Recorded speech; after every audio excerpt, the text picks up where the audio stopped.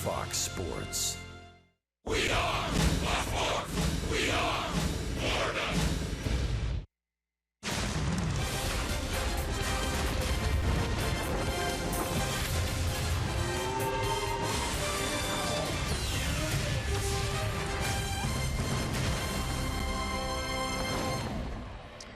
Saturday afternoon in hot, sticky Miami.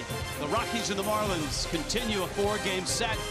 And it was the Marlins last night who got the win. So this afternoon, a nice crowd expected. Luis Castillo is in the house. An all-star Saturday continues with Luis Castillo bobbleheads. Hi, everybody. Rich Waltz along with Jeff Conine. Series opened last night. And for the Marlins, a good start from Adam Conley, a clutch homer from Christian Yelich, and an all-around good win. All-around good win and a couple hits from the big man in the 5 spot. Giancarlo Stanton had a kind of off the end of a bat number down the line for a single, but then he roped a double or a single in the late innings, and really, really good to get him back. And for Stanton, everyone's looking for a progression, trying to get him back to his normal stuff. Tell me what you saw. Well, we saw this. That ball's almost off the plate away. He's got such good extension on his bat that he was able to put it fair ball and keep it fair. But you like to see this. You like to see him take pitches, get walks. I think he's been swinging at too many balls out of the strike zone, and when he starts recognizing those and not swinging at them, this is the result we're going to see. Yeah, a slider that comes over the plate.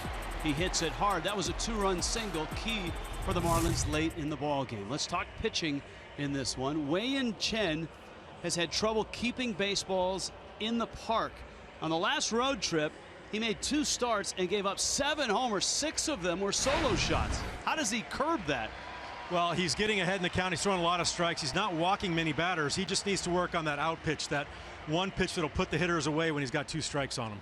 And the Marlins are up against a guy that you might not have heard of, but is the best road pitcher in baseball. Look at his road numbers. Unbelievable. When you talk about the Coors Field factor there in Denver, boy, nothing says it more than this graphic right here. 5.10 at home at Coors Field, and on the road, lights out. Tyler Chatwood going for the Rockies. Wei-Yin Chen going for the fish.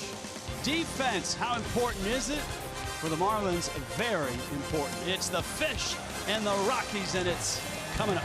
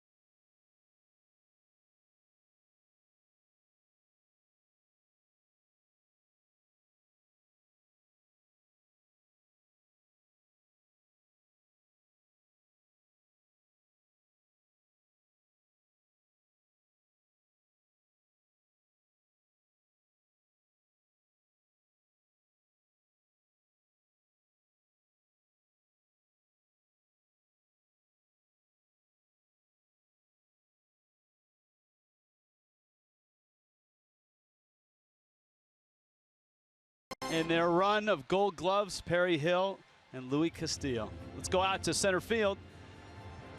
Craig Minervini, Preston Wilson, guys. Thanks, Rich. That's a great transition for us because we're going to talk a little defense, and Louis Castillo did it as well as anybody. Your former teammate over there at second base. Oh, man, one of my favorites ever. I love Louis. And to tell you, talking about defense, he was one of the best I ever saw at second. Let's talk defense we saw in the ball game last night. When you have a tight game where you allow only one hit, and the Rockies played some good defense as well, you need good defense, and the Marlins had that behind their assortment of pitchers. Well, pitching and defense is always a good combination, and they got the defense last night. Christian Yelich on an incredible route. Martin Prado makes that bare hand play look so easy. Derek Dietrich may have saved the game, but definitely saved the inning. And right here, Danny Espriel backs up with his feet, looks that ball all the way in, and do not forget Miguel Rojas. Lays out, spin, gets up, throws a dart to first base with an excellent play. Defense all around. You see how much Phelps likes it? Phelps really likes it. He should like it. The Marlins defense has not been as good as last year, but do you have a feeling that it can improve? Can a defense improve during a season? Oh, I think it's going to get better. And in my opinion, the defense works along with the pitching. The more the pitching starts hitting their spots, the more the fielders can kind of anticipate where the ball is going. That's when great plays are made. So I think you're going to see better defense for the rest of the season. We're going to talk one of the great defenders in Marlins history. That's this man, Luis Castillo, coming up during the ball game. Enjoy it. It's game 2 between the Colorado Rockies. Tyler Chatwood is 8-4 against Wei Yin Chen. Good matchup coming up next on a late Saturday afternoon here in South Florida.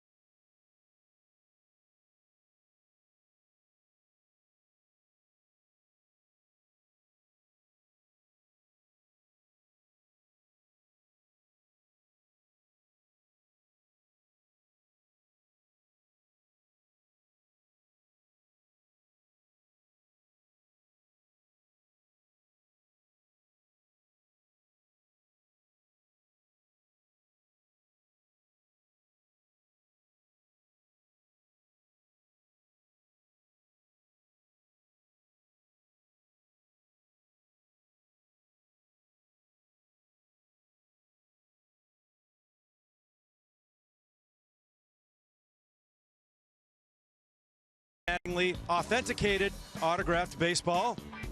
Donnie Baseball, come on. And we have a Marlins cap, fitted Marlins cap, your choice of orange or black. Look at this. Billy's holding a ticket to a Marlins game. You get 4 of them to any Marlins game.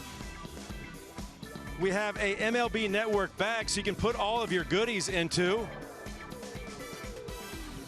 And look at this. Maybe the second best bobblehead in this pack is a Billy McFly bobblehead. See the resemblance there? And last but not least, maybe the giveaway of the year, a Jeff Conine bobblehead. Autograph by yours truly. Get your pledge packs now, folks. They're going to go out quickly. Yeah, the pledge packs actually went pretty quickly yesterday. We sold 120 of them, so they are limited. If you want to get in and make a donation, all the money goes to the Marlins Education Fund. They're 175 bucks, so get online, marlins.com/pledgepacks, rockies.com/starting lineup, brought to you by UHealth Sports Medicine. Leading off with Charlie Blackmon, DJ LeMahieu batting second, Cargo hitting in the third spot. You see last 6 games, 440 average. Nolan Arenado, sorry about that, Trevor Story, Ryan Rayburn, Mark Reynolds, Nick Hundley, and Tyler Chatwood. Wei-Yin Chen, start number 14. He'd love to cut down the home runs, but he is facing a Rockies team that has hit a lot of them, including Gonzalez, who has 15, Arenado, who has 20, Story, who has 17. That's the teeth of the Rockies order, right down the middle. Fastball is low to start the night. Charlie Blackmon, DJ LeMahieu, Carlos Gonzalez. The Rockies come in 2 under after last night's loss to the Fish. The Marlins are 3 over and a game and a half behind the second place Mets in the East. The Rockies were on a nice run going into last night. They'd won 8 of 10. Blackmon lifts that one in the air. Prado just for a look. And it's into the seats. 4 o'clock start here in Miami on a sticky Saturday. It is that time of year. Every year here, or every day here in Miami, is going to be a sticky day until about November. That's all right. Roof is closed, rolling windows shut, AC's on. Comfortable inside here at Marlins Park. Blackmon was 0 for 4 last night, but he had company. The Rockies had just 1 hit last night. Adam Conley, Nick Whitgren, Kyle Bearclaw, David Phelps, and Dustin McGowan all combined on a 1-hitter. And the 1 run came when Adam Conley hit Ryan Rayburn in the foot with the bags loaded in the 6th inning. They didn't get that first hit until 2 outs in that 6th inning. It's the 2nd time this year that Conley has had a no-hitter with 2 outs in the 6th. And of course he had that game 2 outs in the 8th in Milwaukee when he was lifted without giving up a hit. So anytime you can say a guy's got no-hit stuff, that's a high compliment. 3 times this year he has displayed that. This is an interesting at bat for Blackmon, who's flipped all kinds of foul balls in the process of the AB. You look at Wei-Yin Chen in his year, and as we mentioned, 7 home runs, giving up his last 2 starts alone, but 6 of those with the bases empty. Center field, Ozuna turns and has it. The long fly ball out opens the night for Chen. Miami defensively brought to you by Southwest Airlines. Yelich, Ozuna, Stanton in the outfield. Prado, Echeverria, Dietrich, Bohr on the infield. JT Realmuto works with Chen. DJ LeMahieu now with Carlos Gonzalez right around the bend. A lot of baseball going on this afternoon across Major League Baseball. We'll fill you in on some scores. We'll keep an eye on the Mets. Certainly they play the Atlanta Braves. That ball game a few hours away up in New York, and the Nationals are back in San Diego.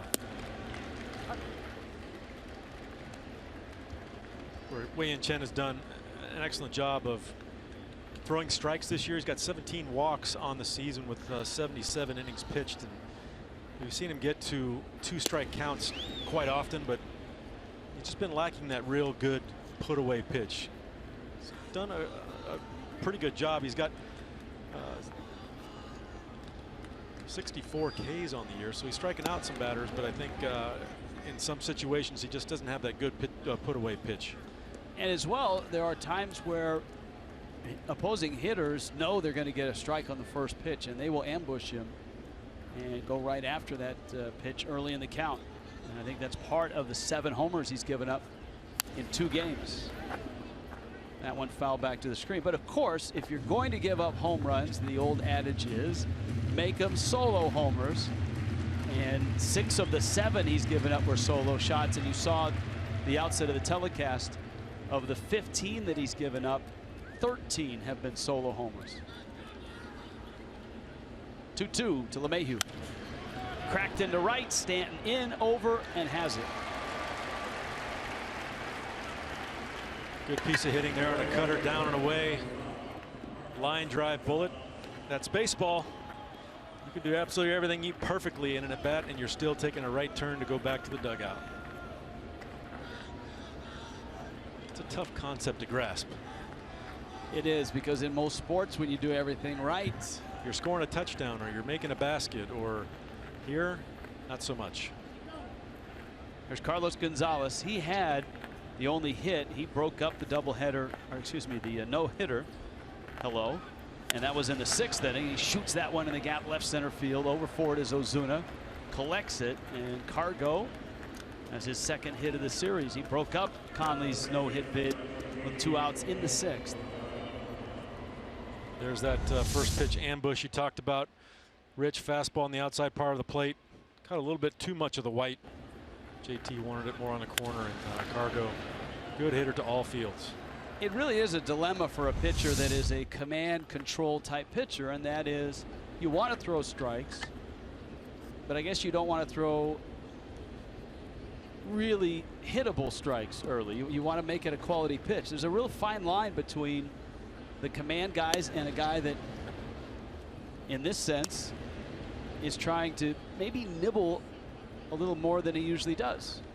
Well, and with Chen too, you've got a velocity in about the 90-mile-an-hour range. He might really reach back and get 92, but when you make a mistake at 90 over the white part of the plate, he doesn't have that luxury of making a mistake at 95 or 96. Arenado takes a strike, and it's 1-1. Now Arenado goes back to the home plate umpire, Jerry Meals. He's not pleased.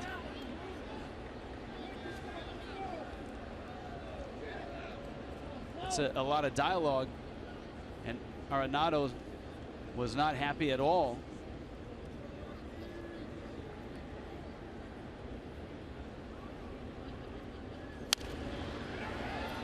Popped up,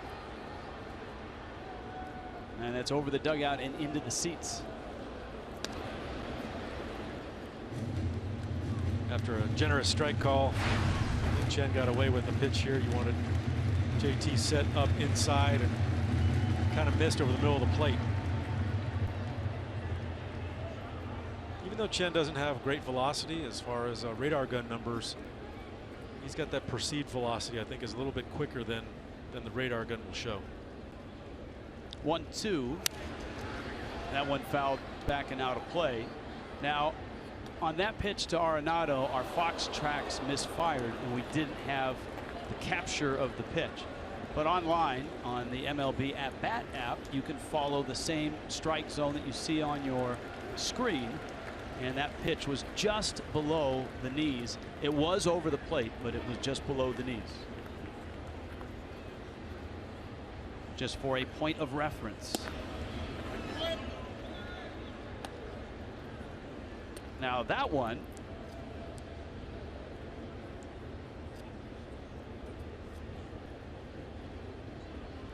missed just down low. You see where pitch 2 was that we talked about. Pitch 5 misses. So Fox Tracks is back among the living with us. Arenado swings and misses. A contentious at bat. He flips it away, and Chen gets through the first.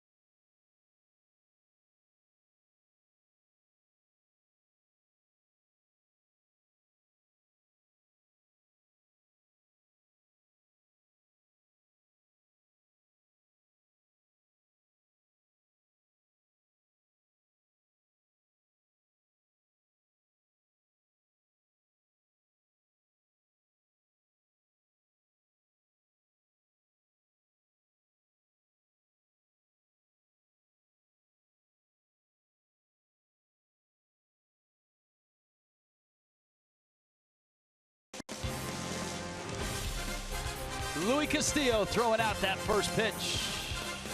Ah, come on. That was a strike, Louis. That was. Just like that number 2 pitch to Arenado. That's right.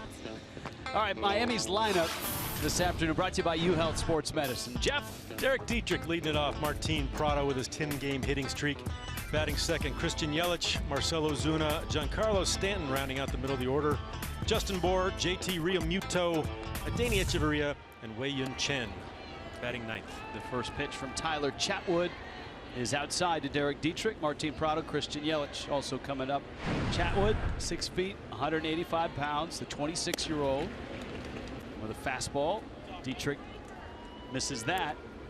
You see his numbers, 8-4. The ERA is nice, but on the road, the ERA is unbelievable. 6 starts, 0.65, and he is 5-0 on the road.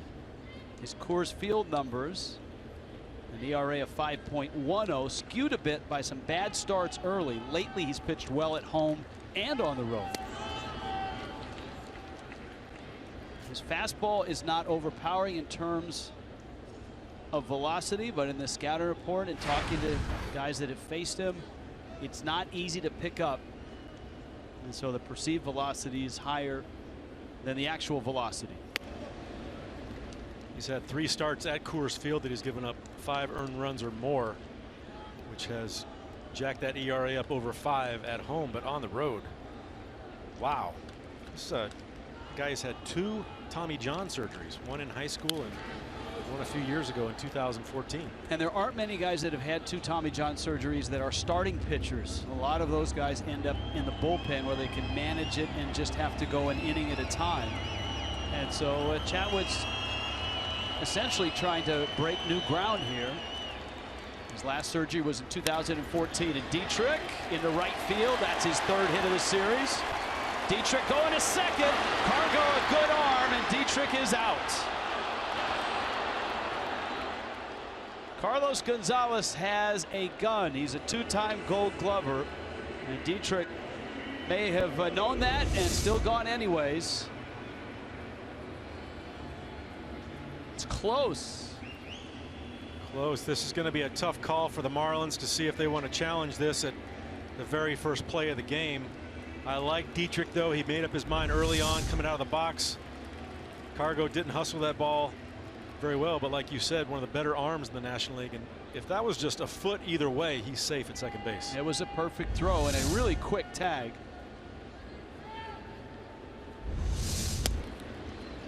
Prado takes a strike, and it's 0-1.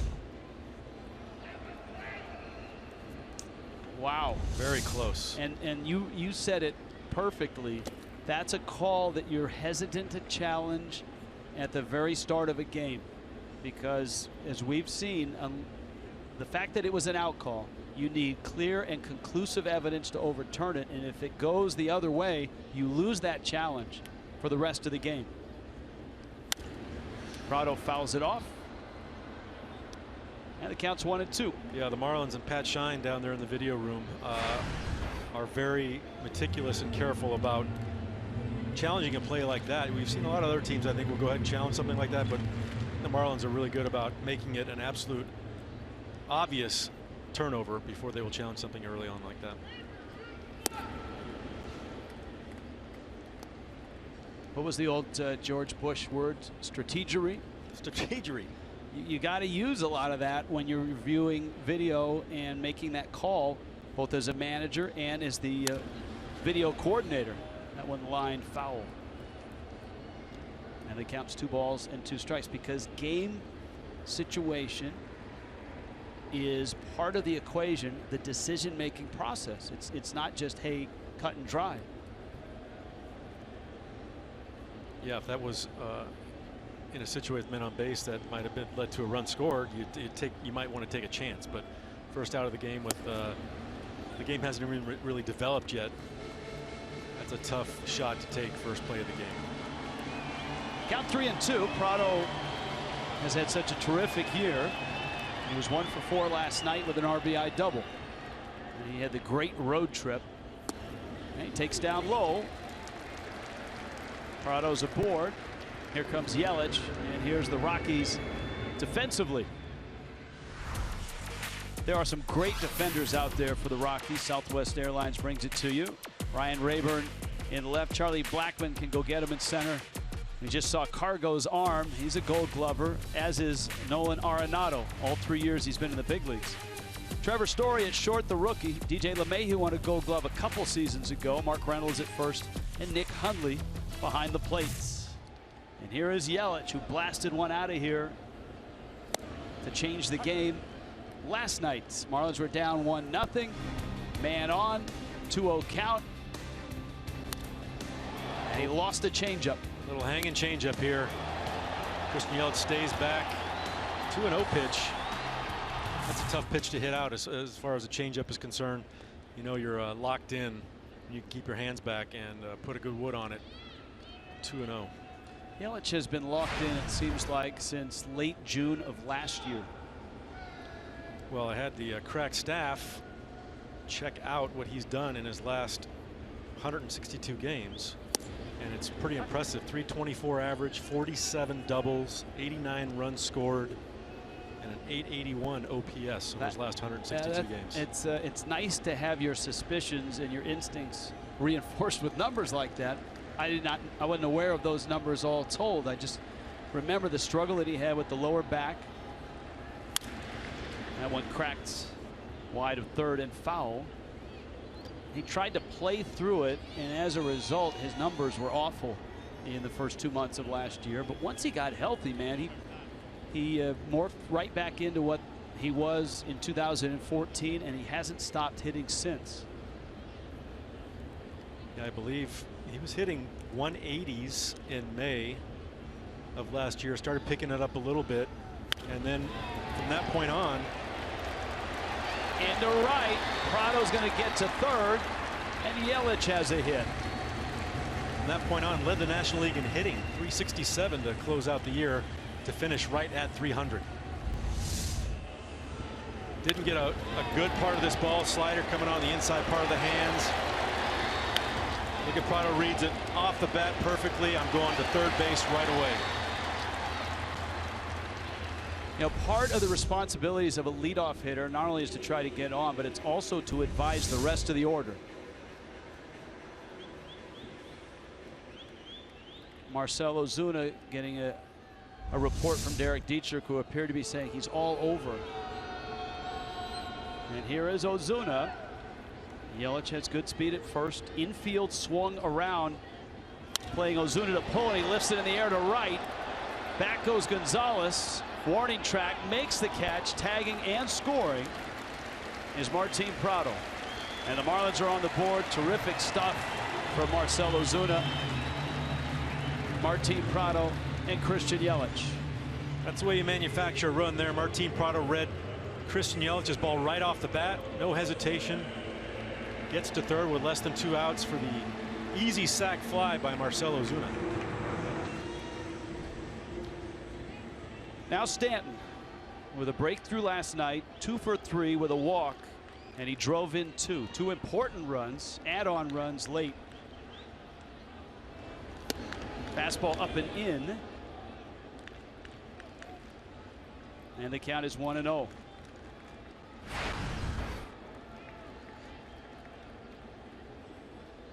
That right side is wide open. Of course, one of Stanton's hits last night was to right field.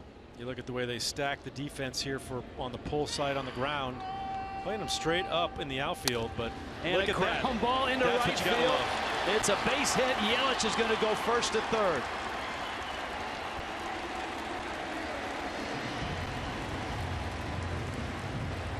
You always look to see where a guy is pitched when there's an extreme shift on. And you know what, with a guy that's struggling like Stanton is, he got a hit yesterday that was inside the line there, down the line at first base. He's not his normal self, not swinging the bat aggressively like he normally does. I mean, that's the type of hits that's going to get him back on track, and thank goodness that the Rockies were playing him that way. Those are the type of swings he's been taking in batting practice for the last week, is just stay inside the ball, drive it to right field. And so Stanton has a hit. And now here is Bohr. And a fastball to Bohr. The Rockies last night kind of played a zone defense at one point against Bohr, and that was 3 infielders all in the vicinity of second base, one behind it and the other 2 close to it.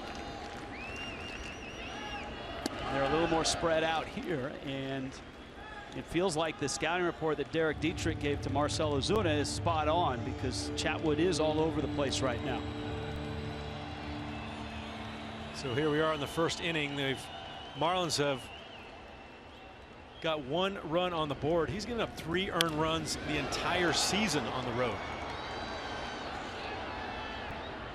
And the Fish have an opportunity to add more. Nice play up there. And remember, Derek Dietrich was thrown out at second base to start the inning, trying to stretch that single into a double. And it took a great throw from Carlos Gonzalez to get him.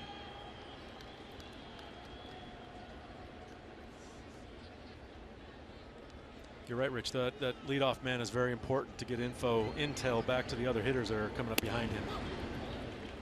You know, that's something in talking to Barry Bonds that he's very big on. Even as a player, as a San Francisco Giant, a lot of his teammates would come to him during the game and just ask, what do you see? Because it's different than video. It's different than watching a guy on tape.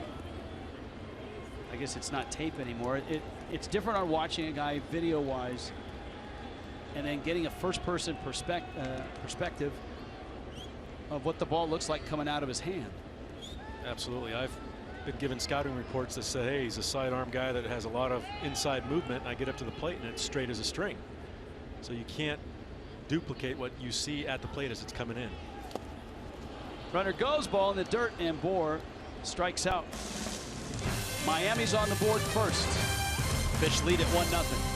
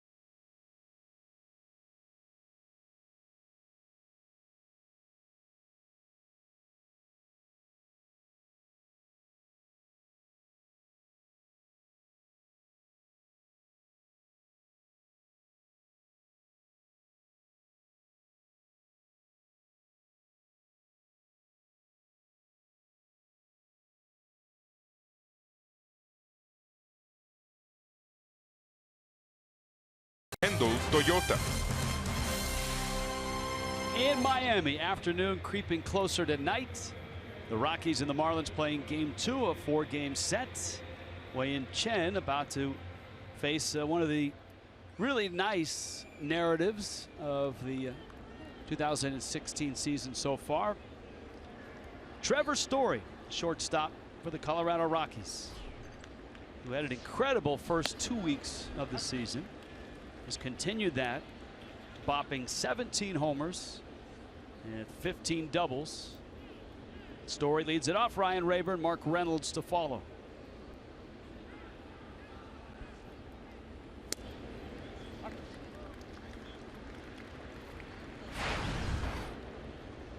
Count 0-2. Story last night punched out twice, and that's kind of been his Achilles heel this rookie year. 96 strikeouts. that leads the National League. Yes, Chris Carter of Milwaukee, who can strike out in volume as well, is at 86. Giancarlo Stanton at 81 is third. Story pokes that into center field for a hit. Leadoff single here in the second.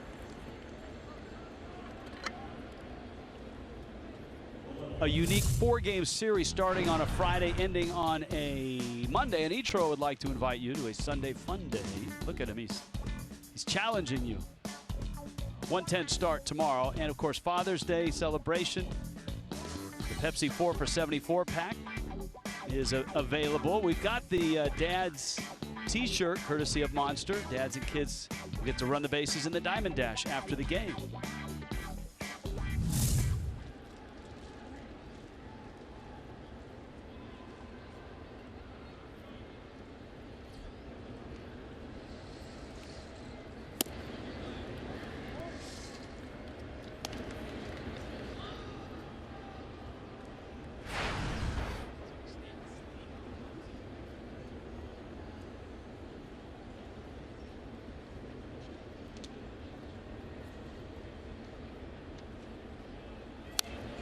That one fouled. All right, here's the shirt, the Father's Day shirt. We got a Marlins. Look out! What happened? It got night real quick. No. And then it was dark. And then on the back, Of course, the #1 dad. there you go. Dad's always #1. Or Right. you're #1. You're #1, right? So if you're correct, then that's us. Chen misses outside with a fastball, and the count is 2-1. Louis Castillo is here tonight, and he'll come by to visit us. Sweet Lou. Sweet Lou. We actually have not the bobblehead that's being given away, but we have a throwback Louis Castillo bobblehead from back in the day. Ryan Rayburn was 0 for 2 last night. Story at first, and time is called. Sweet Lou. I don't think there are many guys that have played with Louis Castillo that wouldn't tell you he was one of their favorite teammates.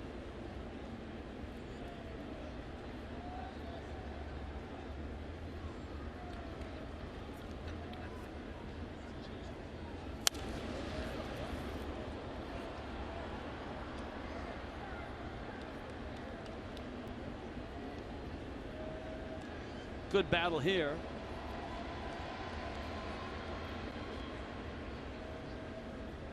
You look at the Rockies as a whole, team-wise, offensively, pretty incredible. Only .250 against lefties this year.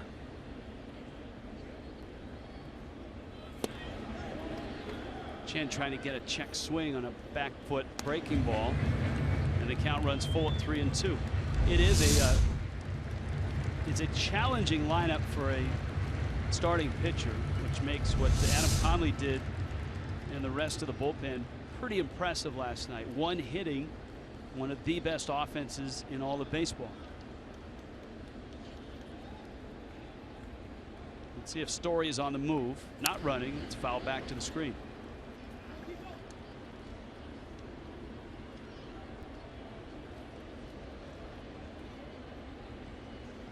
Yeah, you're talking about a Colorado team that currently leads the National League in average with .261.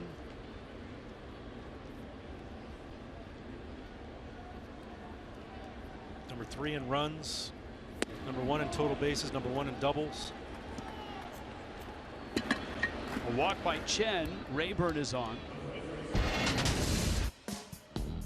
These are the lines last night. Conley 109 pitches. 2 of the 5 walks were intentional walks. And of course, a hit by pitch. Wickren got a really big out to end the 6th, and then it was smooth sailing for Bearclaw, Phelps. And then once the Marlins had the 5-1 lead, it was McGowan instead of Ramos in the 9th. Right now, Wei-Yin Chen is wobbling a bit. A single by Story. Rayburn certainly earns a walk. And now here is Mark Reynolds.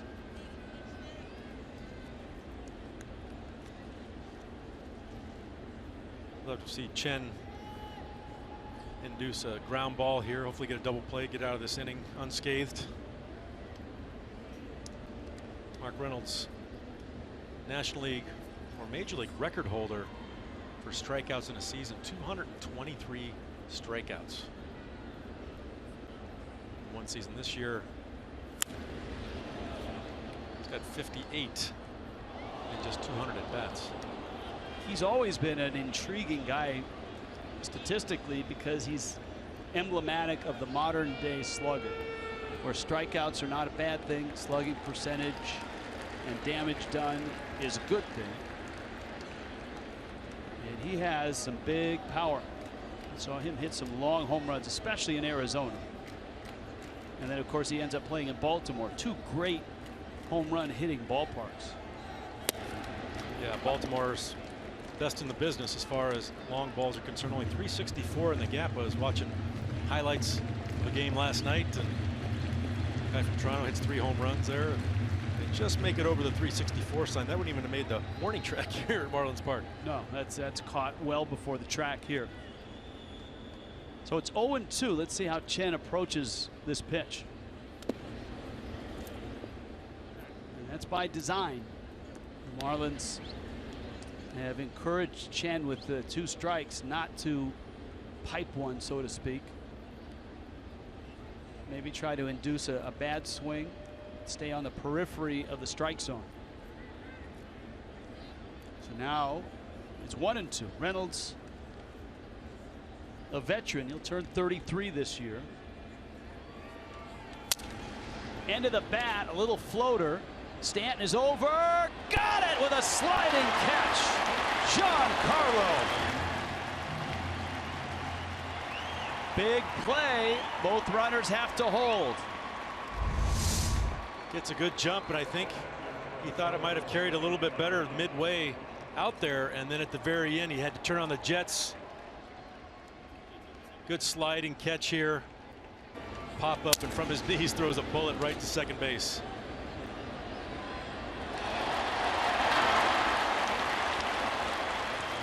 Mark Reynolds was watching that route, thought, I might get a cheap one in here. Broken bat single. Good play by Giancarlo. Now Todd Hundley, Rockies catcher.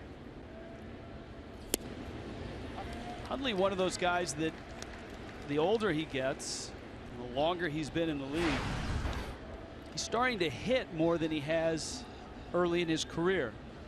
Been bothered with a couple of injuries this year, but last year he had a career season. Hit 301 on base at a 339 clip and slugged 467. Always been known as a really good receiver. That's kind of how he got to the big leagues and stuck in the big leagues.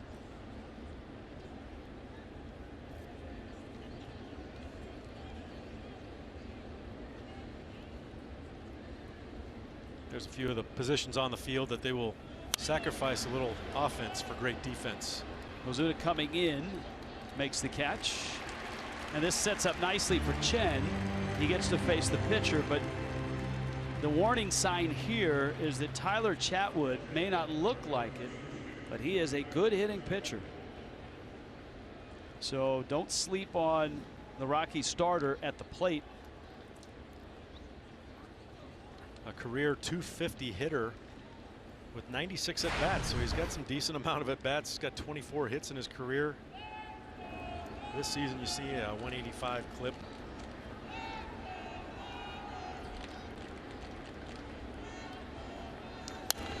So buried in that note that you just gave, the fact that he's the active career average leader for pitchers, is a really good one.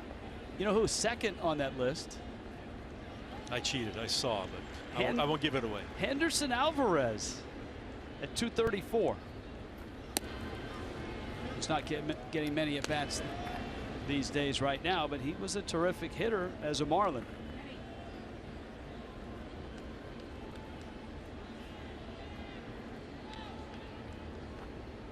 Been a few good hitting pitchers for the Marlins. D-Train, one of the best I've seen. If you want to go way back, wasn't Chris Hammond a Chris Hammond can swing the bat. good hitter? It's going way back. Well, the archives there. That's right. File footage. Teal helmets. Oof, well, I'm glad those didn't last very long.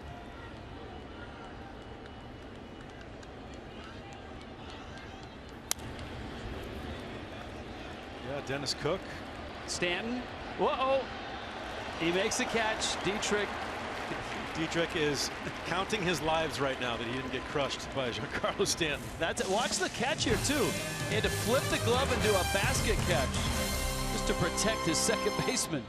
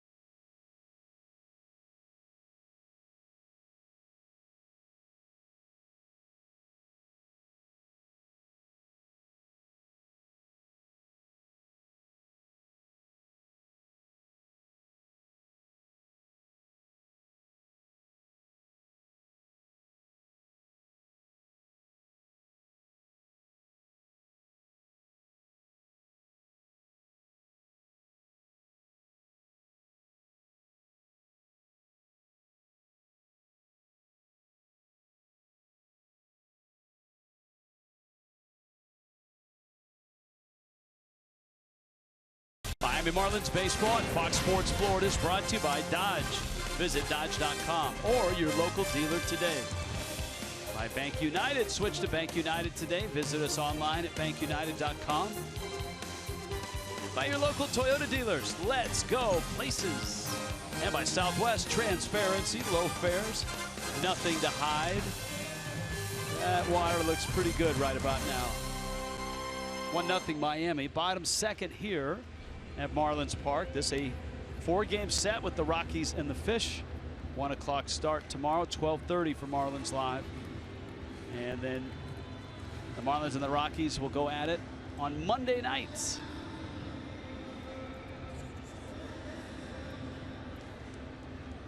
Rockies, after this, will be headed up to New York for a 2-game set against the Yankees.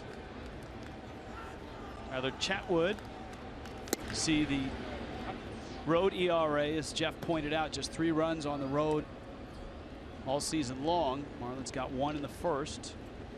Probably felt they should have had more. They ended up with 3 hits, a walk, a sacrifice fly. Real Muto goes after a pitch right in on his hands. It's 0-2. Chatwood ended up throwing 28 pitches in that first inning. I think with a guy that's had 2 Tommy Johns, they're not going to be going too deep into a game with him. He's only been over 100 pitches 4 times this season. Auto Nation brings you the scouting report. What you got on him? Got the knee buckler. He's got a very good breaking ball. Doesn't are not going to overpower you with big time velocity. He's a competitor, of course, because he committed to go to UCLA. And a lot of scouts comparison to Roy Oswalt. Oh, the UCLA thing you like? Well, I mean, he made a good choice.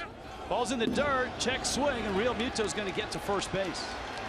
That's one of those where Real Muto might not have thought he swung. I mean, he may have stayed at the plate and said, I didn't swing, but once he saw the ball roll to the backstop, I think he figures, you know what? I might as well take the base. Yes. And that's that knee buckler we were talking about. Look at the good rotation on this slider. Straight down. See, JT commits on his swing. But as soon as he heard the umpire say yes, that's when he took off. Yeah, that's right. You could hear it on that replay. So a strikeout and a wild pitch. And here's Echeverria. You've got Chen on deck. And then the top of the order, Derek Dietrich. Well, Chatwood is a Southern California guy, Redlands, California, and was drafted by the Los Angeles Angels of Anaheim. Into right, that's a hit.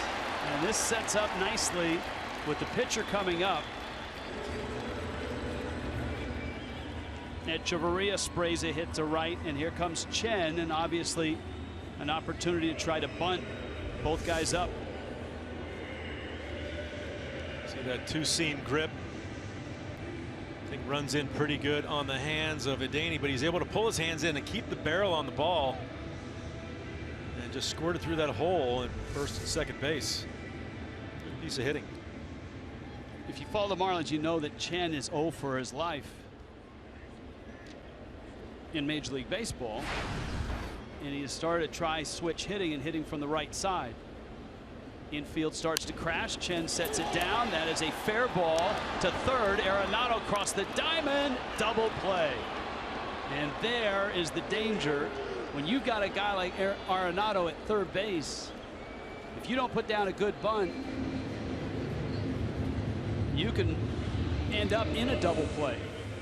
Yeah, this is the worst possible scenario as the bunter, or as the pitcher is bunting, is that short bunt right in front of home plate that the catcher can get out there, make a quick throw to third base, because third baseman doesn't have to make any decision there. He goes right back to the bag.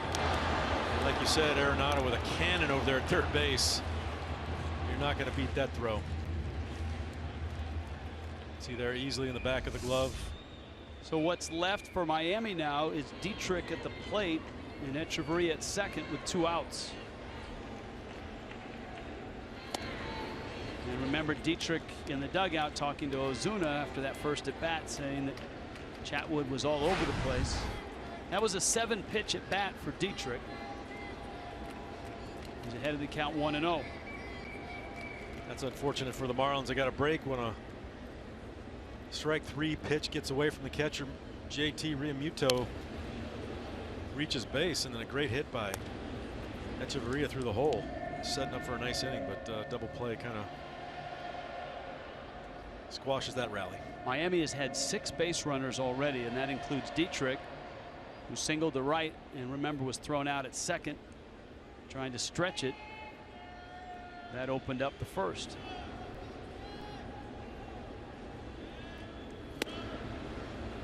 Chatwood is all over the place. He has been all over the place. There's a very good instructional tidbit by Derek Dietrich, who has been very much at home in the leadoff spot, hitting .295 in 17 games as the leadoff hitter with a .392 on base.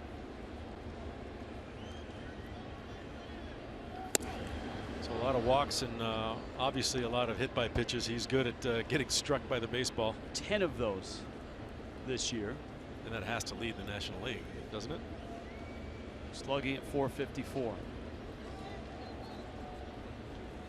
I don't know. There's another player that gets plunked often that was ahead of him, and it's Anthony Rizzo, and it is. Rizzo's up by 1.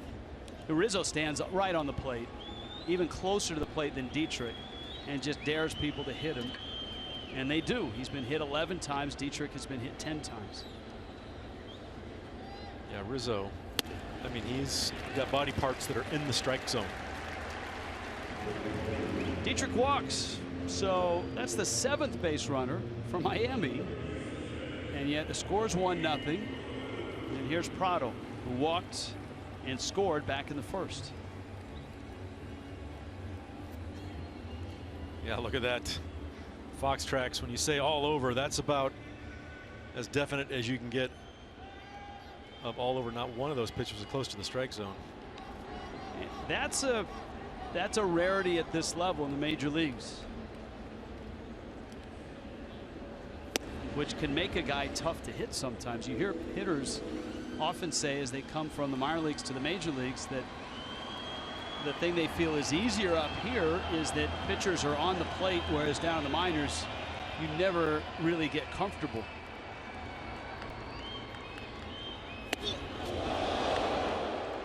Just ask Martin Prado. You mentioned yesterday about Martin Prado might let some noise out when he's about to get hit by the ball, and you see it there. He grunted like he was expecting impact. He's got a 2-0 pitch here. Yelich is on deck. Tyler Chatwood. See if he gives him something good to hit here. Fastball on the white part of the plate.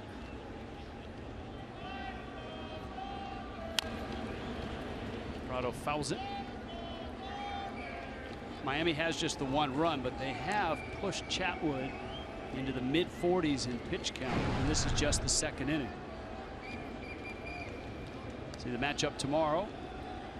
Marlins get a look at a lefty tomorrow. It's Tyler Anderson. And another lefty on Monday, Jorge De La Rosa.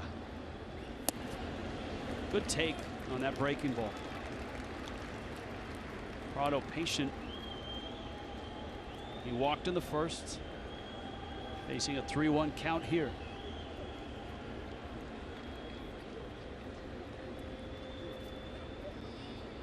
Another good hitter's count. See if he gets another fastball that he can do some damage with. Fastball, and he's upset that he swung at it because it, as you pointed out with that 2-seamer, it really came in on him. Yeah, you see number 5 there, well off the plate inside. Martin upset with himself that he could have been on with bases loaded with Christian Yelich coming up. So now runners will be in motion. 3-2, 2 outs. See if he gets the slider away or that 2-seamer in.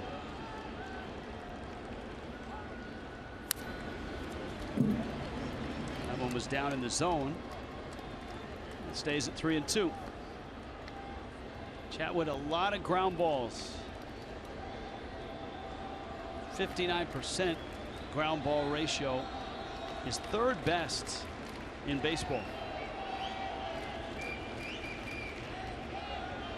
Today is kind of an aberration. Usually very tidy with his pitch count, averaging just 14.9 pitches per game or per inning. Wild pitch goes to the screen. It is ball 4. Prado trots to first, and here comes Yelich. And so Chatwood has not walked a lot of people coming into this start, but here he is, having walked 3. He also had a batter reach on a wild pitch. And a trainer is out there for the Rockies. Steve Foster, Rockies pitching coach. Walt Weiss, the manager, arrives.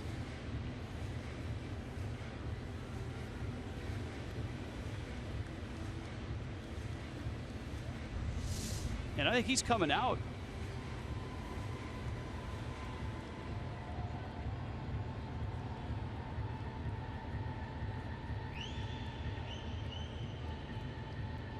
Well, nothing looks wrong in that, but if you just look at the way he's throwing, his control, you get a sense this is not the same guy who's been pitching to an ERA of 2.89. And so 48 pitches in, the Rockies have lifted him.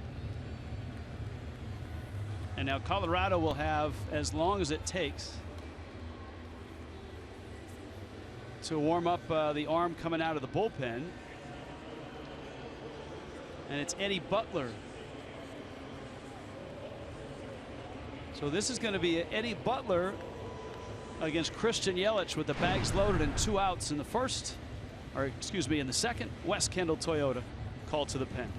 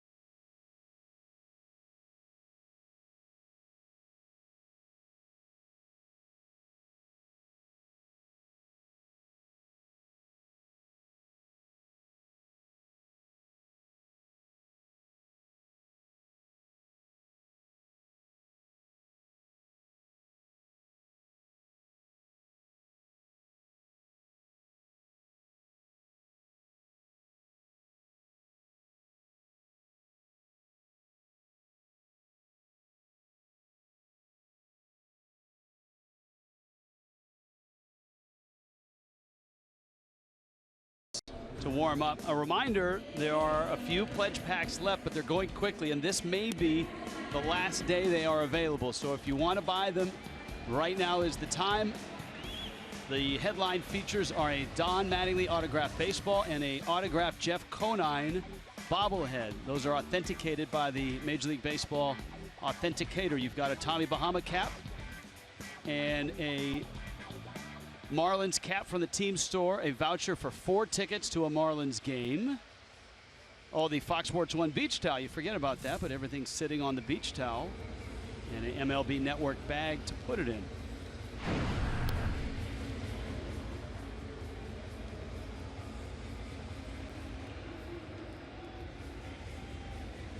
And there is Eddie Butler. So, just to contribute to the cause, the fantasy auction's coming up on Thursday. The pledge packs are a precursor to that. Over on the iPad here, I'll show you how easy it is to purchase.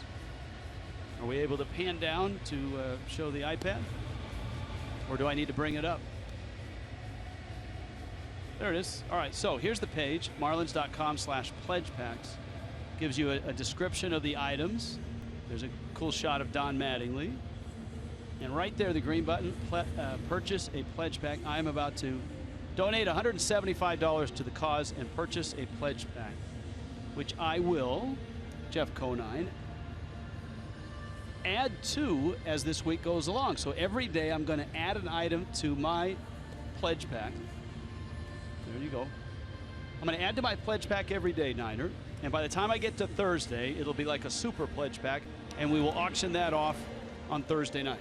Super. I mean, he's told me, I'm not going to tell what he plans on putting in there, but it's going to be a super pledge pack. Super duper pledge pack. I'm going to put this highlighter in. The highlighter, number 1. I'm going to put your in-game snack in there. I'll throw in some of these things that make your water fizzy and taste real good. Actually, we're going to put better stuff in it. That's all we got sitting up here right now. So anyways, I'm going to buy a pledge pack. We'll get it delivered if we can to the booth. And then tomorrow I will add an item. Maybe it'll be a Rockies type item. Hint. Monday I will add another item. And Tuesday another one. Wednesday another one. And by the time we get to Thursday, Niner, it'll be the pledge pack stuff. The Mattingly ball, your bobblehead, Back to the Future Billy bobblehead, but also like 3 or 4 things that I find in and around the ballpark, and we'll auction that off as one of the little board items on a Thursday night. So there you go. All right, so if you're Christian Yelich and you haven't seen Eddie Butler much, or are you thinking first pitch fastball jumping on it? I am. That's what I was always looking for, first pitch fastball jump on, especially with bases loaded. First pitch fastball for a strike. Butler out of Chesapeake, Virginia. So he and Mark Reynolds have something in common. Radford University. He was the Big South Conference Pitcher of the Year. And he misses into Yelich.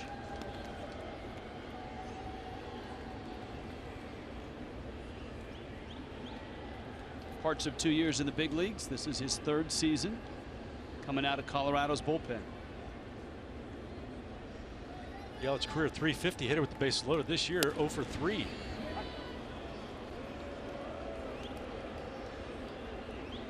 Well, that is well off the plate for a ball.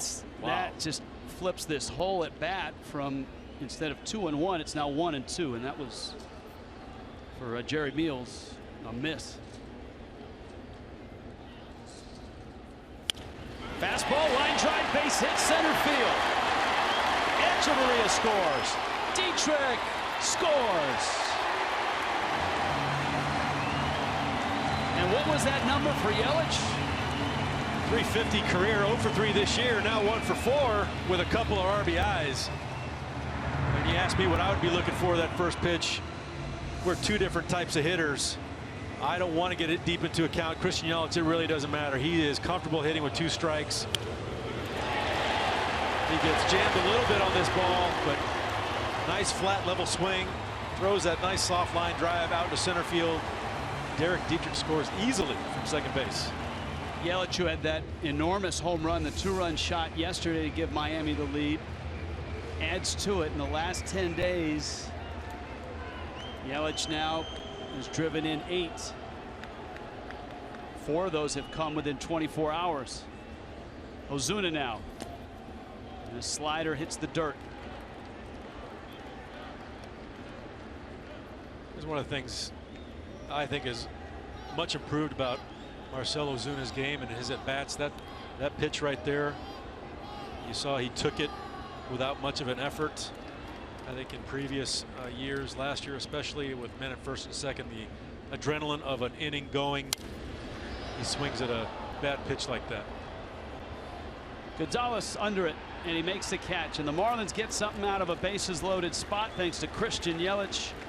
2-run single and a 3-0 lead.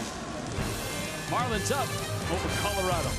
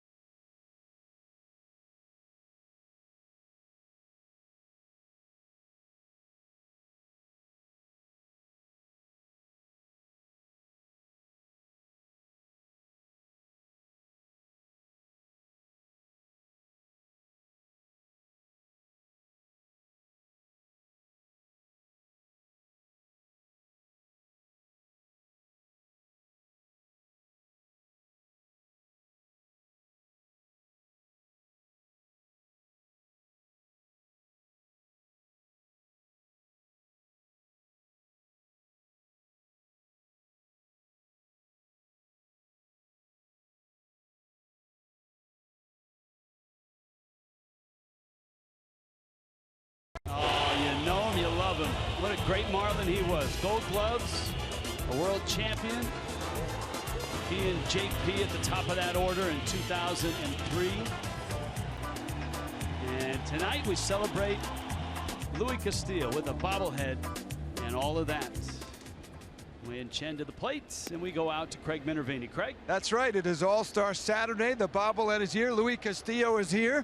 What'd you think of the representation? Well, it looks nice. It looks like me, and I blessed, but you know I got the bobblehead tonight, and I hope today fan enjoys. This is your son, Luis Angelo. What do you think of the bobblehead of your dad? I think it looks really good. It's an accurate representation. Which is better looking is the question, the bobblehead or dad? I think him. All right, we'll talk. Your son's a good baseball player. Louis, what about your Marlins? I was looking back on June 18th, back in 2003, the Marlins were 5 games under 500. They made a move from that point, but that was this far into the season. Yeah. Where'd the belief come from that you could turn it around? You know why? We have a good talent, great team, so we fight together. That's more important. When you believe and you fight, and we got a great manager. You know, we got a great manager, a great team, a lot of young guys. So I know a lot of people don't believe how we play, but you know, we keep going, play hard, and the games come to us, and we won the World Series. You played for the Twins, you played for the Mets, but you came up a Marlin, and you were part of the '97 team and the '03 team, and actually the only player that was never traded between that time. Of course, your pal on the air with us, Jeff Conine, was on both teams. What does the Marlins mean to you for your baseball career and your life? The Marlins mean everything, because it's the thing. He gave me the opportunity. He gave me the chance to play, They show what kind of player we are. So I feel so proud. It's so good when the Marlins. I know I play with a lot of teams. I play with the Twins, the Max, and the Phillies, and you know the Marlins. And he treats me good here in that city. I know we play in the pro player stadium when old stadium, so we work so hard for the Marlins try to get a new stadium. Yeah. So we You make did it. Yeah, and we make it 2 World Series, and I think that's the key. So we find the stadium, and I hope the fans is enjoy. Couple of quick things. Perry Hill, you got to see him before the game. You won 3 Gold Gloves, and I know Perry meant a lot to you. Man, when I see Perry here, man, I'm get so happy. So he's the guy. When I play, he's helped me a lot, and I get so proud with him. I get so you know, I got a lot of respect. So I hope the kids play here, Chavaria and T. Gordon and D-Train. Yeah. So he has to list this guy. This guy is a great coach, and I think he needs a lot of support. One thing I'll never forget, because I used to talk to you probably at the point where you got to the 20-game mark every game, when that hit streak went to 35 games. What did that mean to you? I know it wasn't a team. This was a personal item for you. It's an amazing hit streak, the Marlin record, 35 consecutive games in 2002. When I have like the 20 games, so I see this pressure start coming. So I see all the fans, people start talking about it. Yeah. So I be in focus. You know, I try to get in focus, like take it game per game. You know, so I say let me take it one game at a time. So doing my best and you know, keep going, play hard. You know, don't think about the game and try to do the best you can. DJ LeMahieu winding up with a triple. Luis, it's great to see you. Awesome Nice to see to the see you. family. Yeah. The friends are all here getting a little airtime. Good-looking group. Thanks a lot, Louis. Yeah, thank you very much. One of the great and, Marlins of all. and thank you very much. And I hope that the fans is still coming to the game. And because we're a good team, that's a good team. And I hope the fans come here and support the team. And probably he can win the World Series. Maybe we'll see a future Castillo here, guys. Yeah, Who knows? Probably, good. yeah. All right. Thank you. Take it back, guys. Thanks, Louis. All right, thank you, Craig. Louis Castillo, always full of life and hits. Here's LeMahieu's ball down the line. Stanton trying to pinch it along the wall. And a sliding stop. Big G on his knees. And LeMahieu, once he saw him go down, LeMahieu didn't stop. So here's Gonzalez with a runner at 3rd and 1 out. And he bounces one into center field for a hit. Rockies on the board. And it's 3-1 Miami. Carlos Gonzalez has only seen 2 pitches from Wei-Yin Chen in this game, and he's 2 for 2.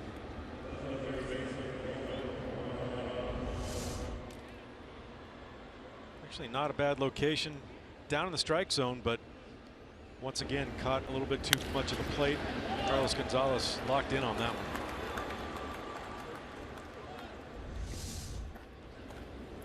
Now Arenado, who struck out back in the 1st.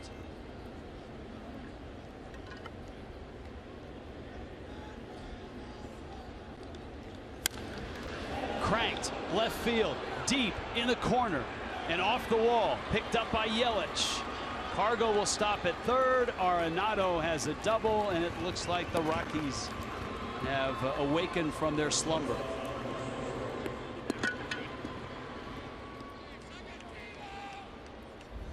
You mentioned at the outset of the broadcast and how a lot of teams will gear up for that first pitch fastball because he does throw a lot of strikes. And sure enough, another first pitch right there. Wow. Got out there in a hurry, and thank goodness for the taller wall there. It would have been a home run. So if you're Chen, if you're JT Realmuto, how do you adjust? Because the Rockies have gone triple, single, double over the span of what, 3 pitches?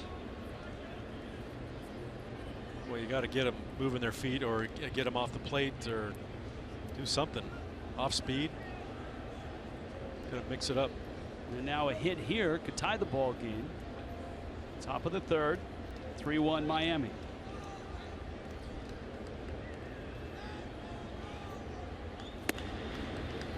Story takes in.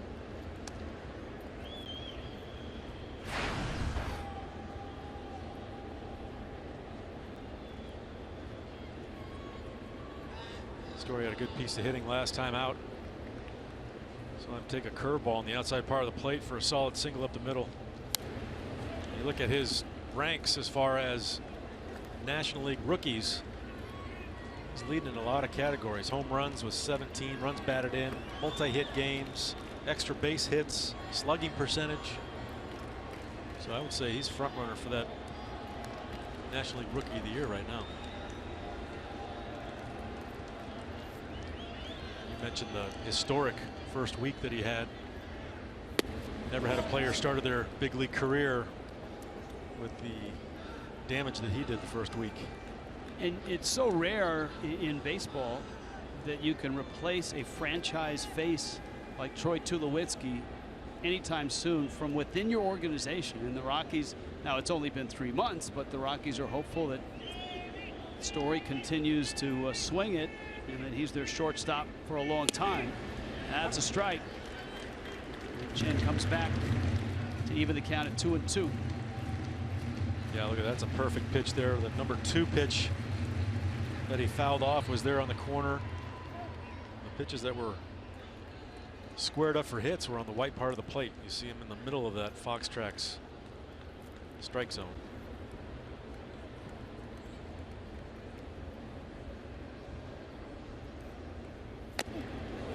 Got him. Elbow pad. You could hear the plastic click. And the bags are loaded, and Chen right now is wobbling. Nieves on his way out to see him. Fastball trying to go in, but not that up and in. You can hear it hit the elbow pad at full speed.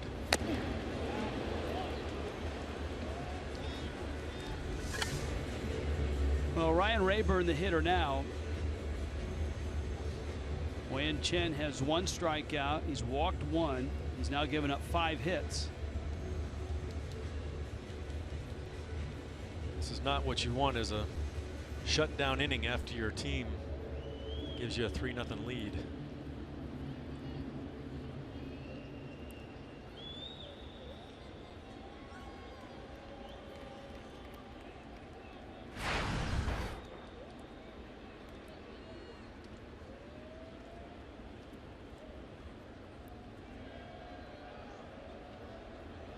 Rayburn was 0 for 2 last night.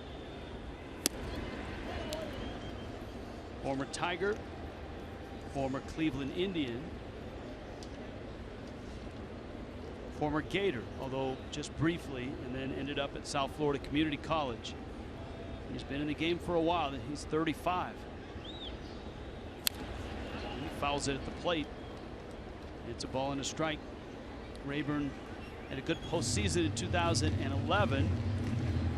The American League Championship Series, Tigers lost to the Rangers. Rayburn had a couple of home runs in that series.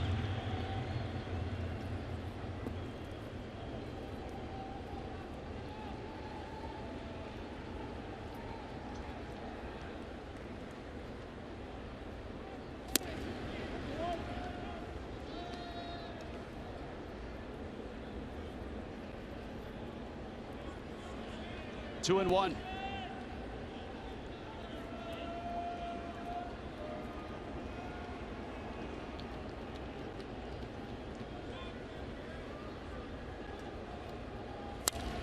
Smacked into left. That's a hit. Yelich charges. Late start at second by Arenado. Gonzalez scores, and the Rockies hit parade continues.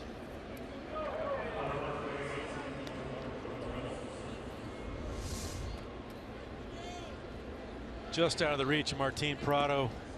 Arenado thought that he had a chance of catching that, so he did not get a good break off of second base. Luckily for the Marlins, that would have been another run probably.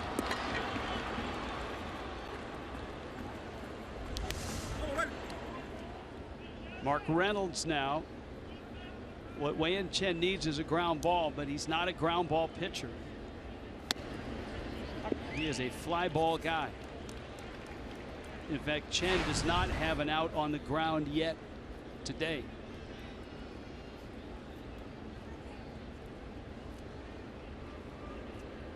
His 6 outs on balls in play have all been in the air.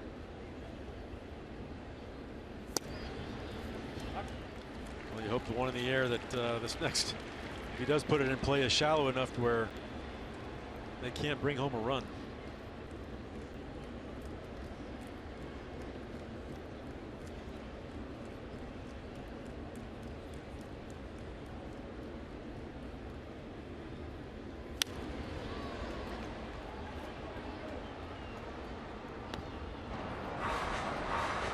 Justin McGowan in Miami's bullpen is up early. This is third inning.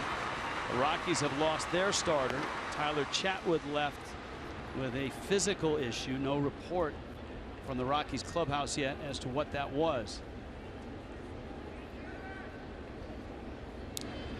We had noted that his control was very erratic today. He was all over the place on a particularly wide fastball. He comes off the mound and the trainer went out there. We didn't really see any grimace or wince of pain, but hopefully it's nothing serious. 1-2 to the dangerous Mark Reynolds.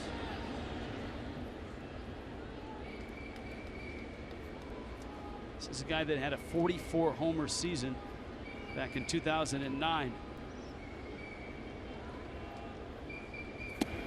Check swing. Did he go? No. Sean Barber down at first. That was close.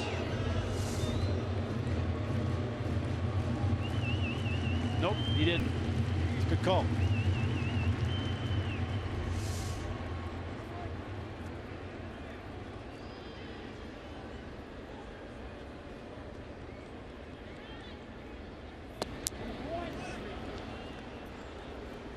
Three and two. Well, the Marlins had given Wei-Yin Chen a 3-0 lead, and right now he's a ball away from giving it back.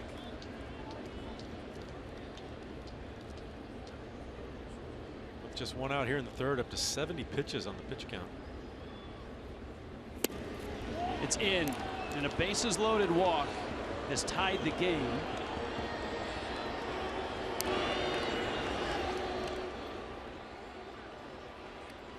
You've got the 8 and 9 hitters coming up. Hundley and Hundley and Butler. Arenado has scored. I mean, on one hand, you want to stop it, but I don't know that you can go get McGowan right now. The Marlins would like Chen to get through this inning. Remember, McGowan threw last night.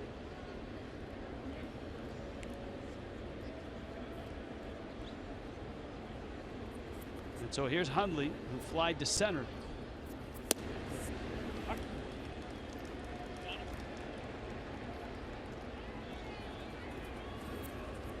Yeah, Don Mattingly would love for Chen to get out of this inning. You don't want to go to your bullpen too quickly when you've got these back-to-back day games. Go deep into that bullpen today, it's going to be a short recovery for tomorrow.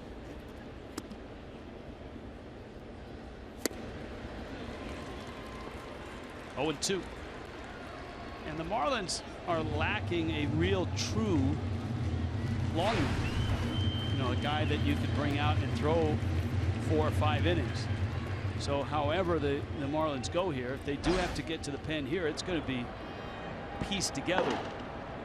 McGowan had a 3-inning effort on the road trip, but he threw last night. I don't know that 3 innings is in him today.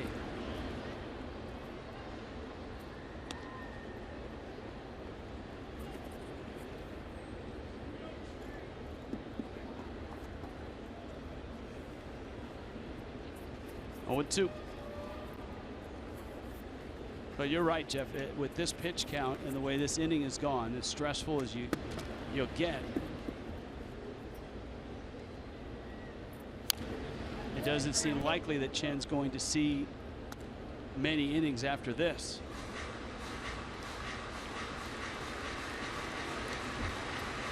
Still only 1 out.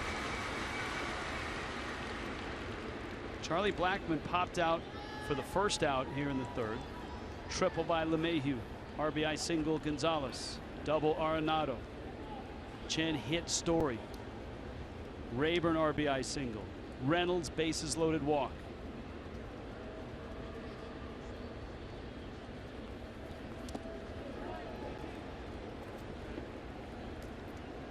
1-2.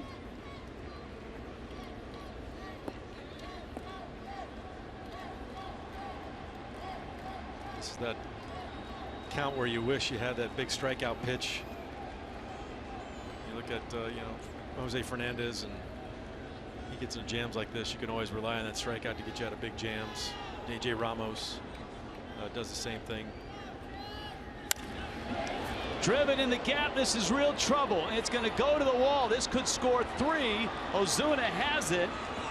In comes Story. In comes Rayburn. In comes Reynolds. And Wei-Yin Chen not only has given up the lead, he's given up 6 runs here in the 3rd.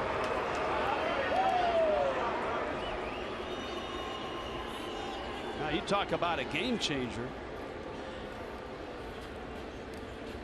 Wow, that happened quickly too. Todd Hundley with a 3-run double.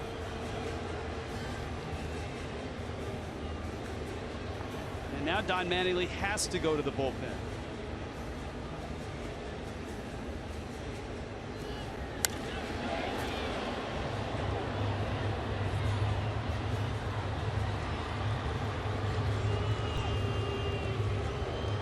Three Rockies score, and now Colorado is up 6-3. West Kendall Toyota called to the bullpen.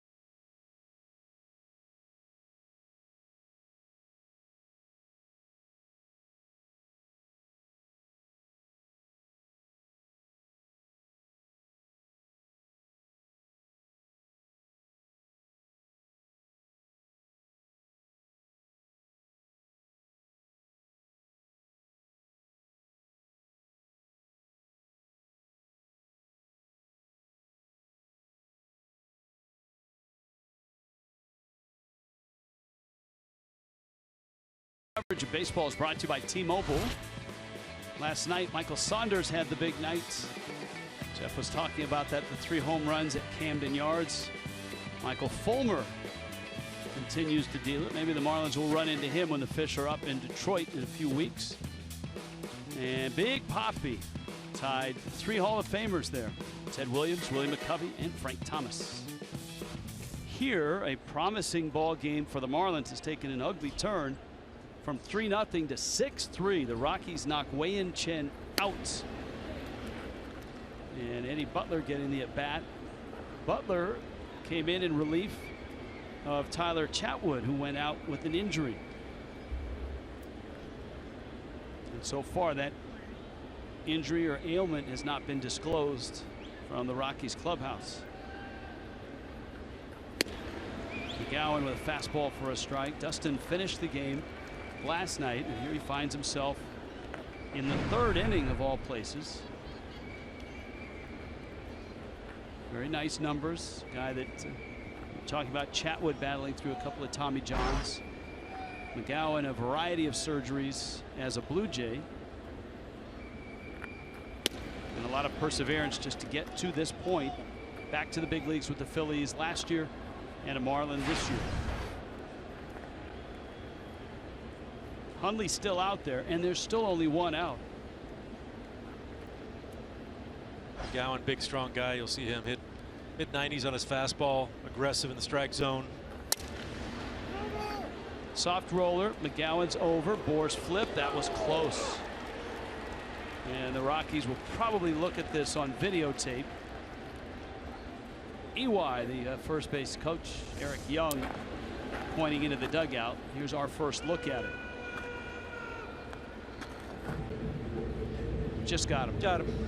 And that looks, if we could see that in real time now, because it looks very, very close, but then you watch it, you go, oh yeah, he's out. But watch this in real time.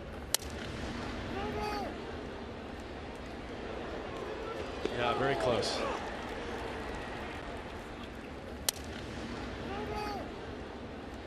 McGowan does a good job of getting over there quickly. Those first few steps were critical in that play. Here's Blackman now. In a game where it feels like every run's going to count, the Rockies have a chance to add on with 2 outs.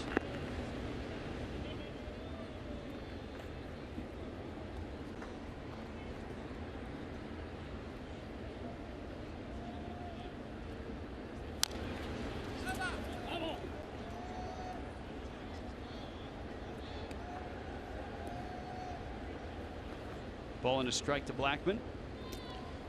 Also in the running for the all-beard team in Major League Baseball. Very impressive facial hair he's got going there. Marlins ran into some impressive ones at San Diego. Derek Norris, Padre catcher.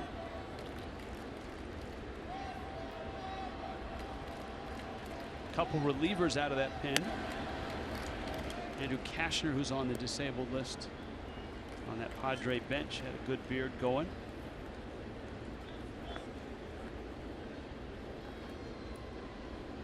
Of course, you'll be seeing none of that from the Marlins players. No facial hair policy. Notice you are clean shaven.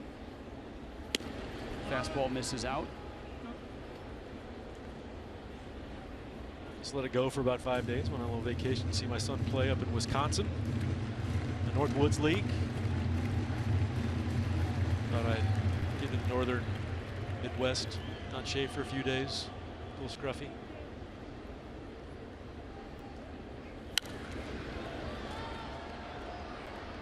Blackman lifts it foul and out of play. And McGowan back to 3-2 with the Rockies leadoff man. This is an interesting spot in the game because the Rockies have knocked out the Marlins starter, but remember the Rockies starter is gone as well, and so Walt Weiss is in a similar spot with Don Mattingly, going to have to piece it together moving forward. Busted bat, little floater, and Dietrich has it. Nice play by Dietrich to save a run, but the Rockies get 6 of them and turn a 3-0 game right around. It's 6-3 Colorado.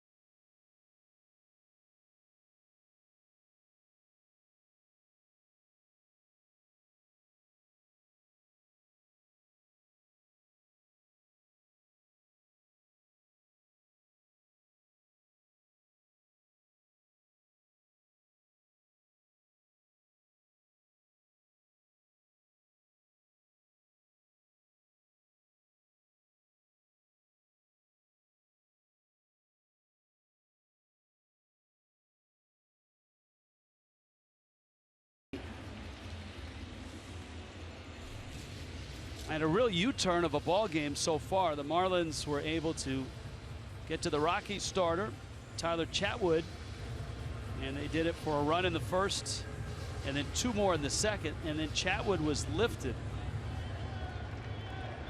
We're still waiting on word from the clubhouse as to why. Eddie Butler in relief, and he fires in a fastball to Giancarlo at 93. Stanton, Bohr, Real Muto as the Marlins try to make up those 3 runs now. Stanton rifles one into left center field. That's a hit. And all of a sudden, you can see the big guys start to put it together. He had a base hit to right field in the first, and now one to left field.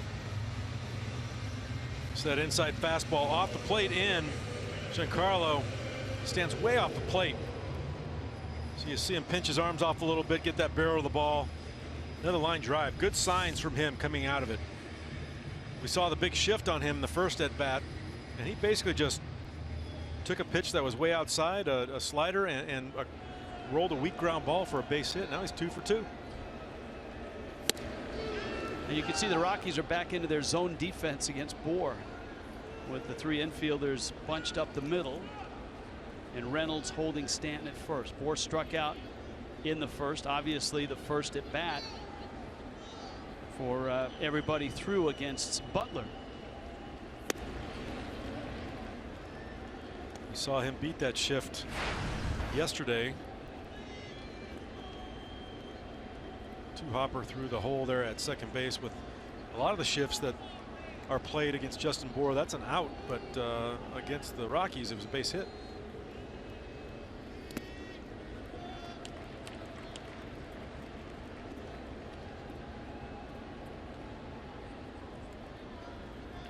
Count 2-1.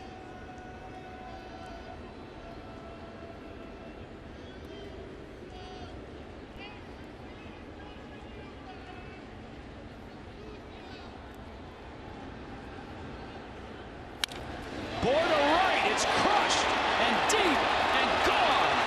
Wow. There's no shift in the league that can defend that one. What a sweet sound off Justin Bohr's bat. 11th home run this season. Well, that was quick. Marlins are down a run now. Great comeback by Marlins offense to erase that 3-run deficit. Now look at this pitch. Wanted it away, was pretty much on the outside corner of the plate. Justin Bohr with the wristy swing gets around and puts the barrel on it. A line drive about 450 feet.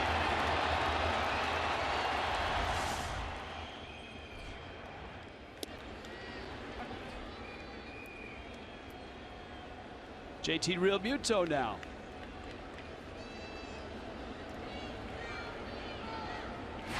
That was a 93-mile-an-hour 2-seam fastball from Butler that Bohr hit out. And that was way back up in there. 114 miles an hour off the bat.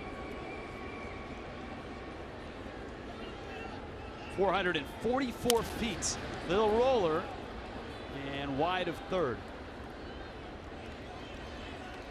That's pretty close in that guesstimate. I said 450. That would put you just out, though, of the showcase round. Sorry. Because you were over by 6. $1. 1 foot.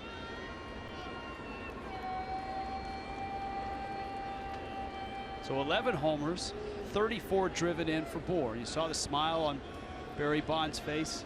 He's got to be pleased with the night last night and the day so far today for Giancarlo Stanton, who's got 4 hits.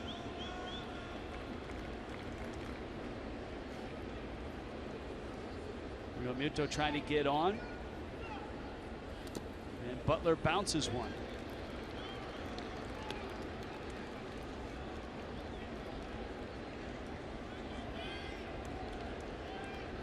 Yeah, we've noted how the Marlins are 3 games over 500 right now, playing some really good baseball, and basically been without the services of Giancarlo Stanton for some time now. They get him back integrated in this lineup, boy. That's a fair ball. Down into the corner. Real Muto to second. Arenado couldn't get there. It was one of those that bounced over the bag. The third base umpire, Chris Conroy, was on it. On the ground ball, it's where it goes over the base. Wow, that ball's up and in. 6 on your Fox tracks there. Well inside the line.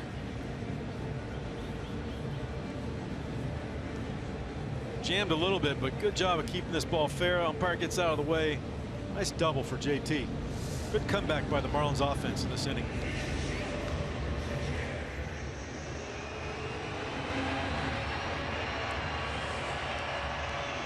Well, here's the problem, so to speak, if you see it as a problem for the Marlins. Remember, they just had to go get Wei-In Chen.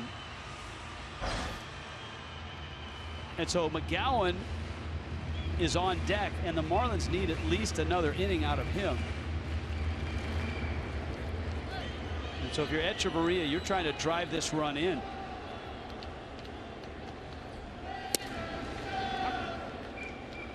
Rather than just push him over.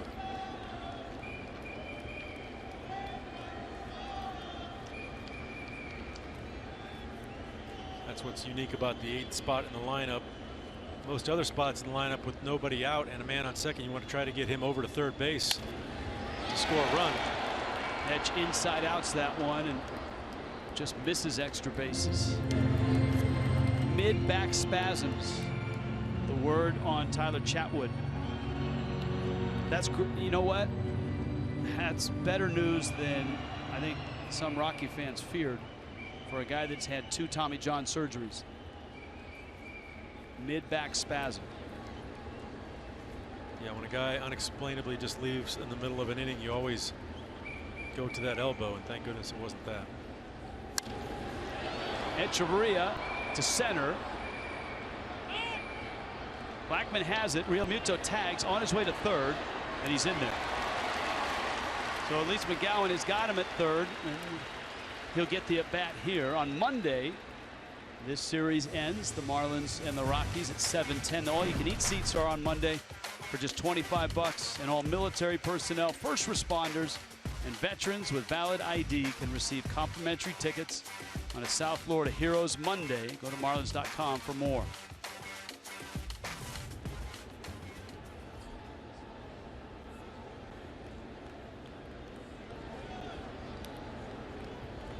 So here's McGowan, who hasn't had many at-bats lately. In his entire Major League career, he has just 17.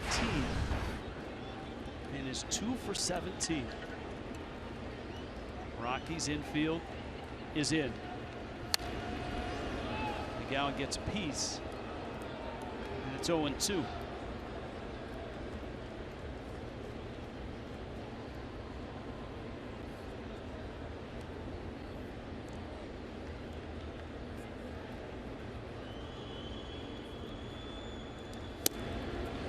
And he got him. Not unexpected. Yeah, relief pitcher that doesn't get many at-bats, so you won't expect too many good swings out of that situation. Hopefully Derek Dietrich can keep the inning going with a big 2-out RBI. Dietrich singled in the first, was out trying to stretch it into 2, walked and scored in the second.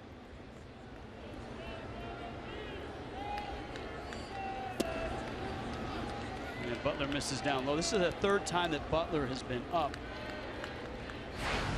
He has been bounced between Colorado and AAA. The Rockies are in Albuquerque now with their AAA team. Dietrich rolls it on the ground. LeMahieu captures and gets the out, but the Marlins draw within a run. Wild ride so far. After 3, 6-5 Colorado.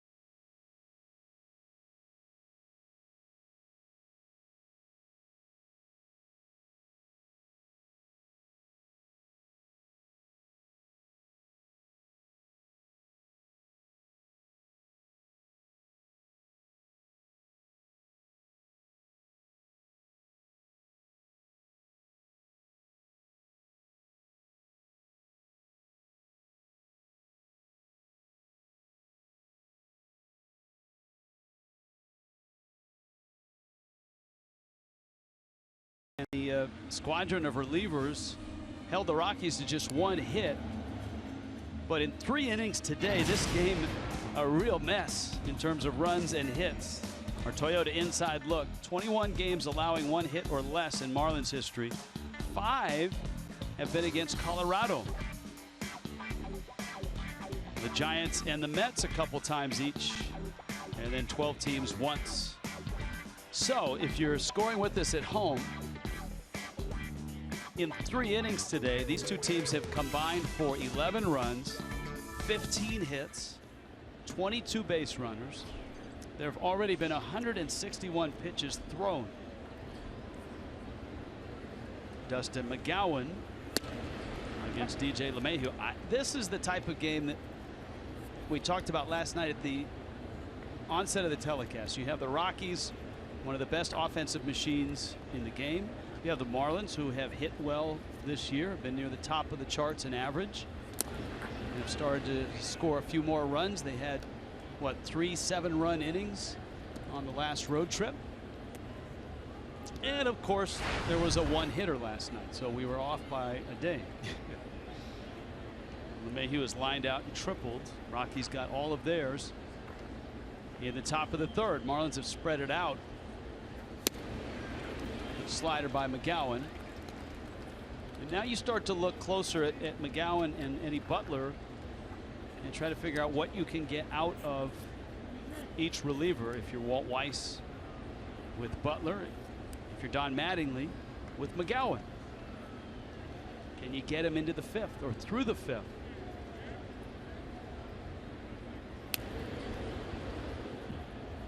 As we said, the Marlins don't necessarily have that type of pitcher who's a David Phelps of last year, an Edwin Jackson of this year, where if you gave him the ball and said, I need 4 or 5 innings.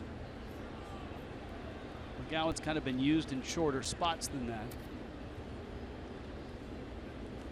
That's a valuable asset to any bullpen, and very nice for a manager to know he's got that down there in case one of the starters goes short like Chen did today. So that being said, if you're Brian Ellington, if you're Nick Whitgren, certainly right now you've got it in your mind that you are pitching in this game. You're not sure when, but you will be needed. Maybe a Mike Dunn as well. Last night, Kyle Bearclaw, David Phelps, and this man, McGowan, finished things off. That 3-inning effort at Arizona by McGowan, his longest of the season.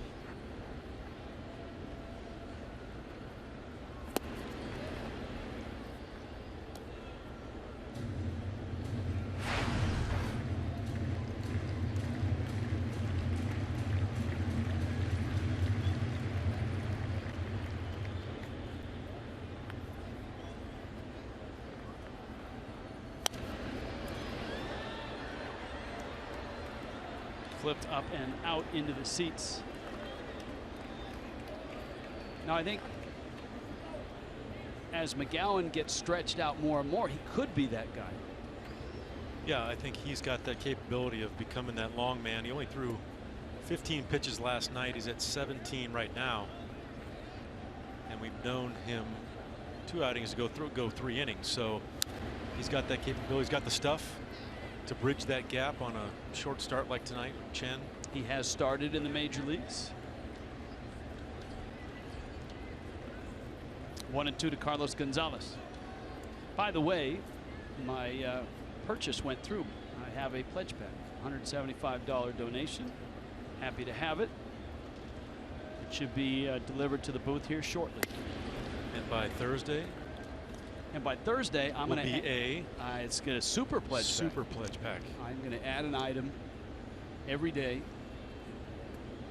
until Thursday, and then night of the auction, we're going to put that up for bid. Now I'm with you for the next 4 days here in the booth. 5 days or 4 days. Are you going to be announcing on air what the new item is going to be on a daily basis? On a daily basis. Without question. And if you have anything you want to add to it, it's a team effort. We could make it a super duper pledge pack. Maybe one of those nice pair of socks that you have in your sock drawer. Maybe not the used ones. I'll find a new pair that I could throw in there. Actually, there might be someone out there that might. That one off the end of the bat. And the count stays at 2-2. Now, if there's anything you want to add other than the highlighter that you're using. And the protein bar. Yeah, but you've already added a lot. I mean, look, you autographed your bobblehead, an authenticated autographed bobblehead, and that's in the pledge bag. So it'll be a fine Merlot.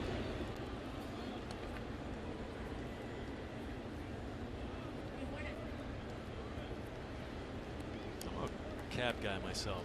Not a whole lot of Merlot in the collection. I don't know if you saw the movie Sideways, but not really big into Merlot.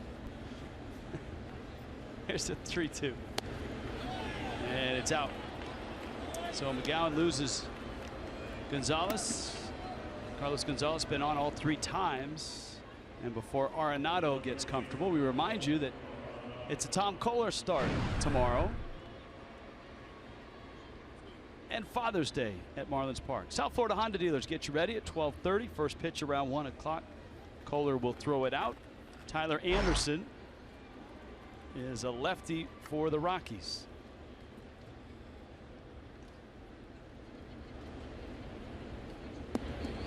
Here is Arenado.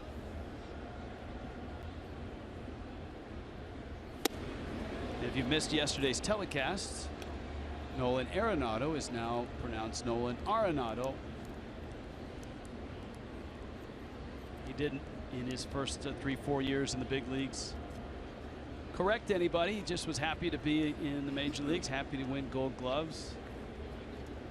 And then finally someone overheard him pronouncing his name, and it's Arenado now. Dietrich's turn, nicely done.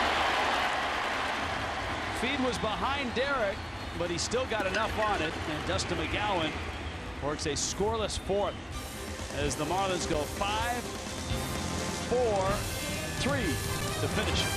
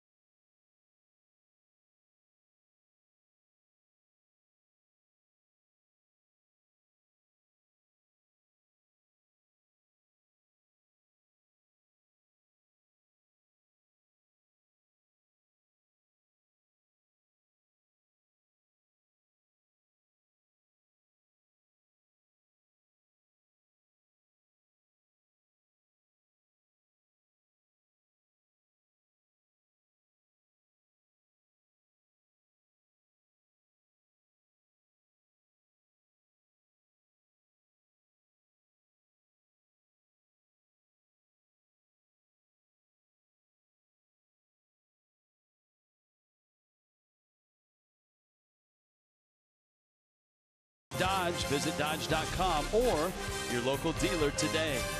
By Checkers Fast Foodies, know the deal. A wildly entertaining game here with some twists and turns in Miami. Both starting pitchers gone. Luis Castillo bobblehead. Most of those are gone as well. Given out to the fans here. Louis in the house. Nice interview with Craig Minervini earlier in the telecast. The Marlins have the meat of their order coming up. Prado, Yelich, Ozuna, and if anybody reaches, Stanton and Bohr. Prado lines it right field corner. Cargo is there, and the Gold Glover in fair territory runs it down.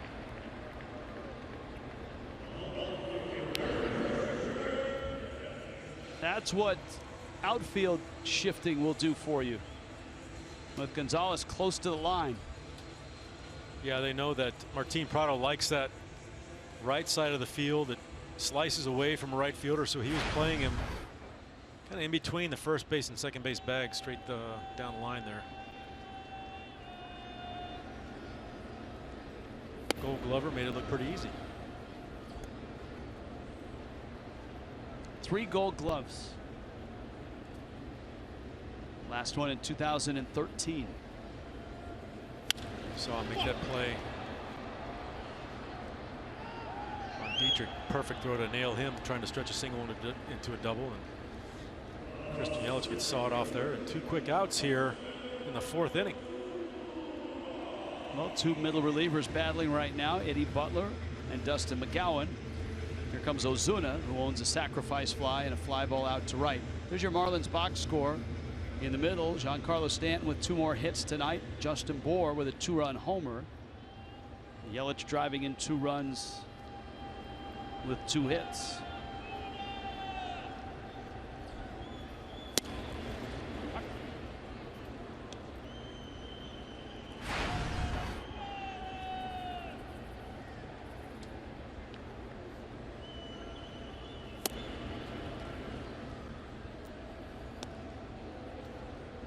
.38 RBIs for Ozuna now. He's just outside the top 10. Chris Carter and Paul Goldschmidt at 43, tied for 9th. Arenado. That's a 7-pitch inning by Eddie Butler. So the Marlins done quickly in the 4th, on to the 5th.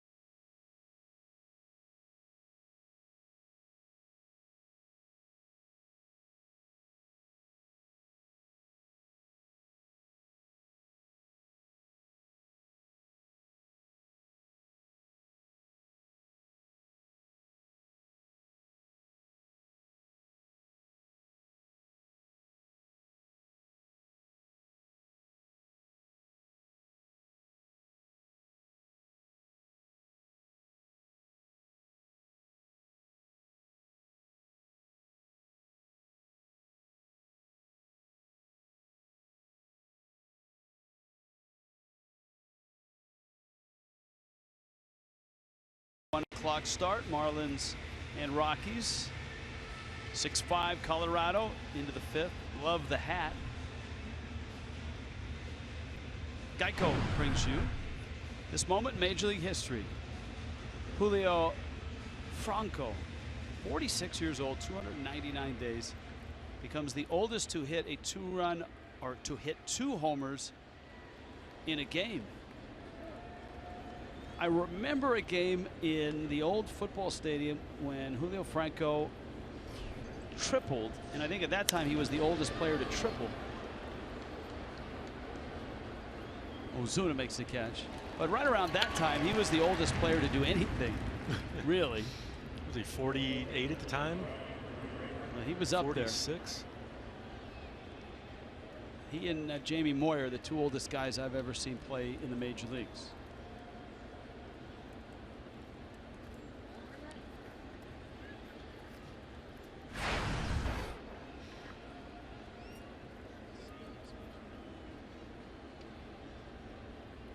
Brian Rayburn.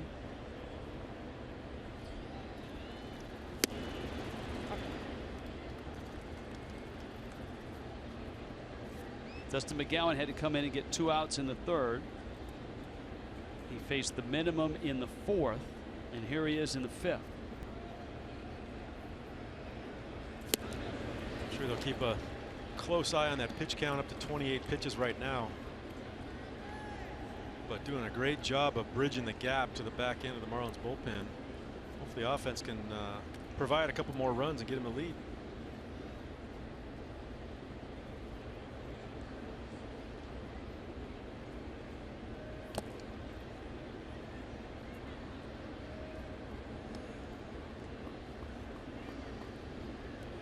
Mets and Braves play tonight. Game has not started. Marlins are a game and a half behind the Mets. Mets a second place team in the East. New York is 6 behind the Nationals. Phillies have fallen 8 under, having lost 8 straight. Or excuse me, 4 straight to go 8 under, but have lost 8 of their last 10.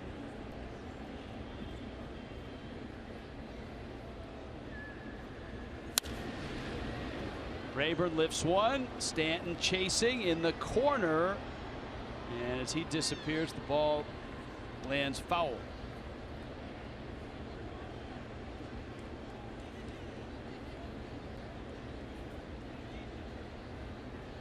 Count 2-2.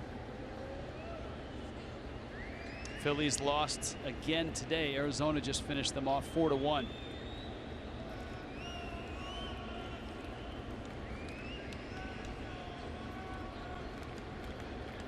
Yankees draw to 500 with a win in Minnesota, 7-6.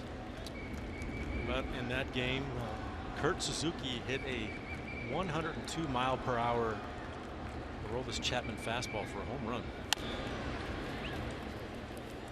Echeverria goes to get it, flips to first.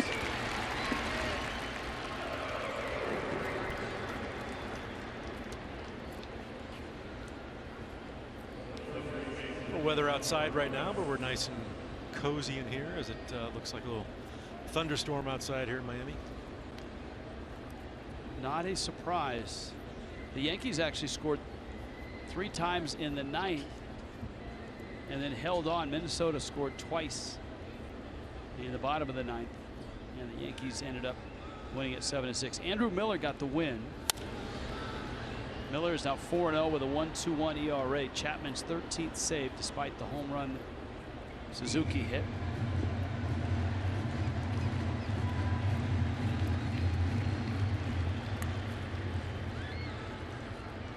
Here at 6-5, Rockies up a run.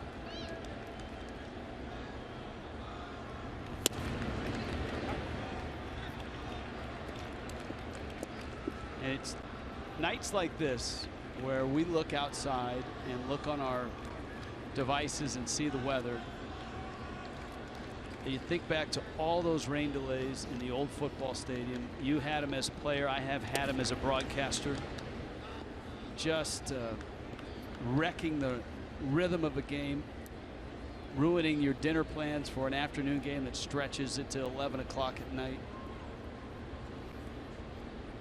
Yeah, there were a lot of homestands that we wouldn't take batting practice outside one time. We'd have that classic 4 p.m. thunder shower that they'd have to cover up the field. We'd go inside, hit under the tunnel. But I'll tell you what, there weren't that many rainouts. No, the Marlins led the world in delays, but not that many rainouts. As a broadcaster, man, you would sit around. About the only saving grace was the rain delay programming, which back then was Fox Sports offering best damn Hooters. I got paid to say that multiple times in a rainout and a rain delay. Imagine that. Imagine that. 6-5 Rockies. It's raining out there.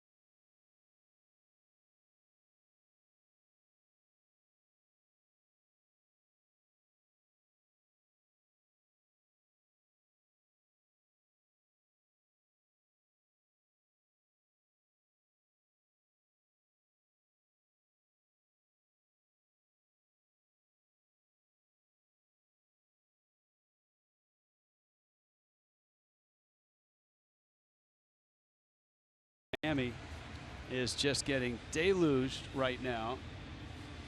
6-5. Colorado on top. The Braves are in on Tuesday, and you can enjoy big discounts with the new Steals and Deals Tuesday offer. Discounted tickets, most seating categories on all Tuesday home games. The next Steals and Deals game is June 21st. It's the Braves on a Tuesday night. Marlins.com for tickets. Heavy wind, heavy rain right now in downtown Miami, in and around Marlins Park. Lots of very loud thunderclaps, some lightning flashes through the windows. And inside, geez, look at that. That's scary.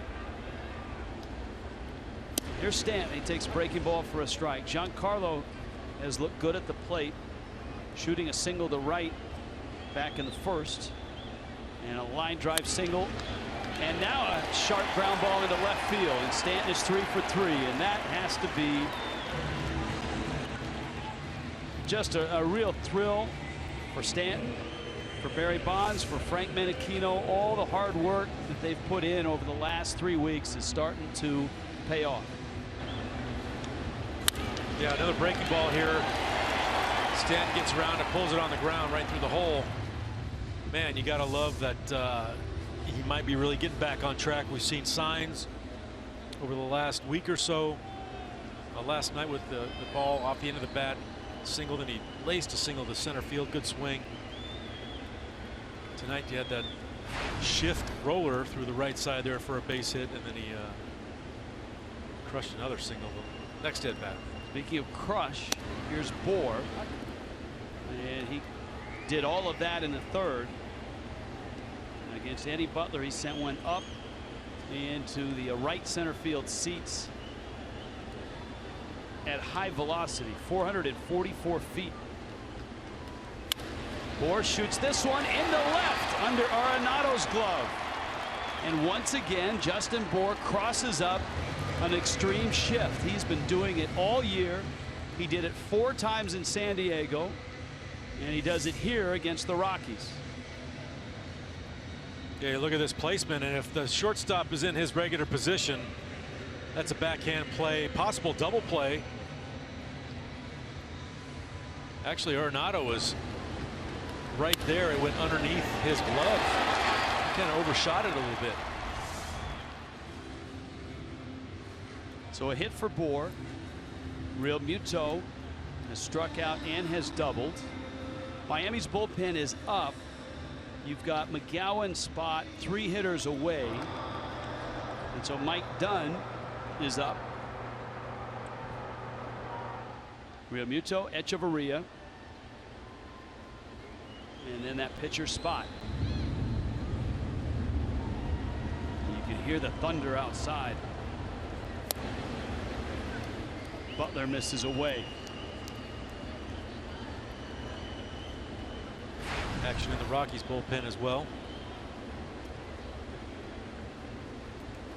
JT pulled his double down the left field line, and that was against Butler.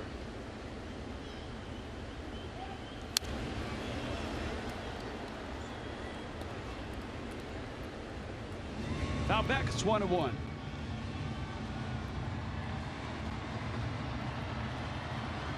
JT 14 doubles on the year and 3 homers.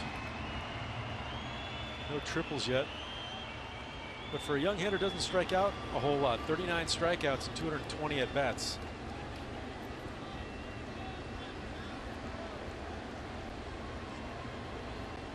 Outfield has him towards right center.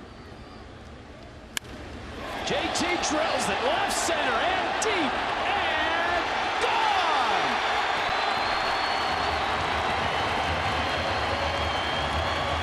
Three-run shot, and Miami's back on top. How about that on cue? Talk about power. I get power. Way out of here. What a game. This is something to watch. This is like a heavyweight bout. They are going toe-to-toe right now, throwing haymakers. Second home run for the Fish. That's a 3-run shot, and it's a 2-run lead. Look at this, a hanging slider right in the middle of the plate. JT puts his head right on the ball. You see number 3 right there in the middle of the box. He deposits it out there next to the home run sculpture.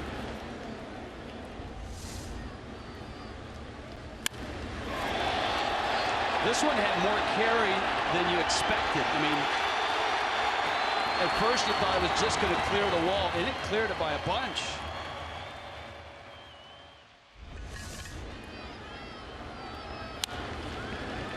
Echeverria fouls it back. 421 feet, according to StatCast. 102 miles an hour off the bat. Echeverria singled and flied out.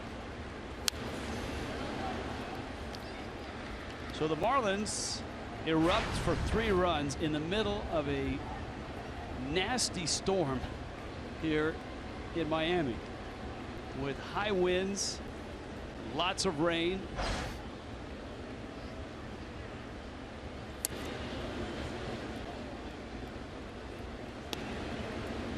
It seems, just looking out, that the wind has subsided a bit and the rain has slowed somewhat.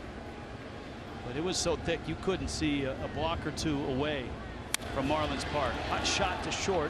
Story down for it, and it gets the out. Good at bat by Echeverria. Some really good swings, foul balls. Hit a sharp ground ball there for an out, but still you got to go away feeling like you're right on that. Cole Gillespie is going to get the at bat here in the bottom of the 5th. Pinch Penny presents Cole Gillespie for your consideration.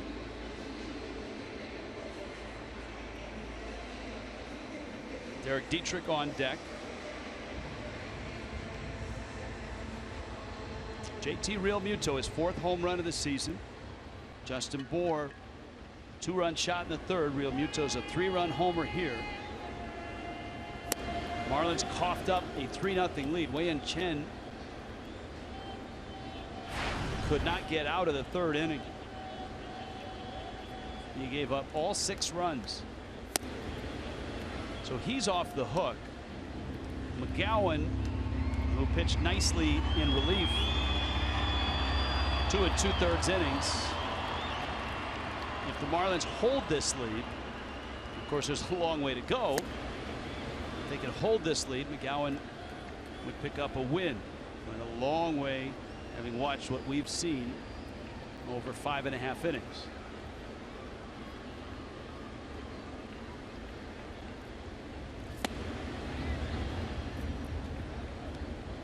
Two and 2. 18 hits on the night so far, 14 runs, and we're only in the 5th. Stays with the slider, and Gillespie, beautiful swing, drills it into right center. He's got speed, ball to the wall. Gillespie rounds second, and he's got a triple. He missed 2 sliders. The last 2 he swung at. Look at the dugout. And he got another one with 2 strikes. I tell you what, Cole Gillespie for me has done a remarkable job. Only 34 at bats on the season. This is a good slider on the outside part of the plate. Look at that on the black away, that number 5 pitch. I tell you, he gives you a quality at bat every single time he goes up there. And that is a difficult job to do because he doesn't get many at bats. Here we are in game 65, and he's only had 34 at bats. He is a very good outfielder, and he can play all 3 spots, but he hasn't sniffed much playing time because of the way Ichiro has played. He saw some time at first base the other night, and a chance to pick up an add-on run. And with what's transpired here, you need to get as many as you can while you can. Dietrich is 1 for 2 with a walk. Infield in. Dietrich to right field. It falls for a hit. Gillespie scores 9-6.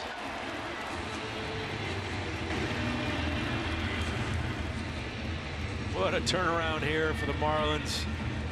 Derek Dietrich continuing to shine in that leadoff spot, wasting no time. First pitch fastball, drills it in front of Cargo for a base hit and RBI.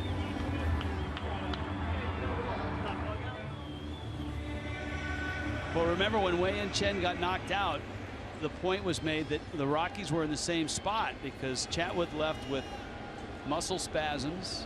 Butler into his 4th inning in relief. And Rich, there's some casual stretching going on down there, but there are no actively throwing relievers in that Rockies bullpen, so he's out there at least to finish this inning, it looks like. And the Marlins have scored 6 runs against Butler. It's not like they just touched him up here. He gave up the Board 2-run homer in the 3rd, and he's given up the 4 runs here. 9 hits overall he's given up. Dietrich was leaning, almost fell over. Prado fouls it off. I wouldn't be surprised if that was a hit and run coming from the swing you saw from Prado and the movement you saw from Dietrich.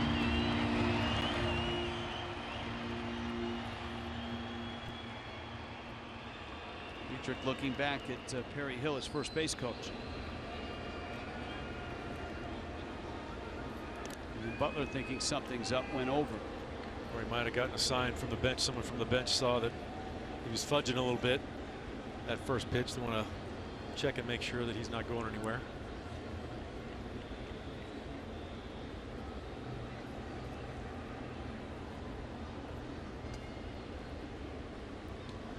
Well, Weiss, he's peering out, checking that out.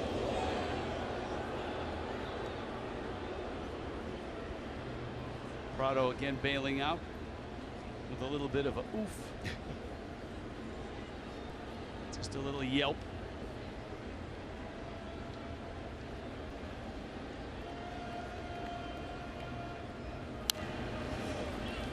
I know it would take probably 2 days to do this, but it might be fun to compile all of Prado's yelps over the course of what we've seen for the last 3 months. He probably has about 15 to 20 of them.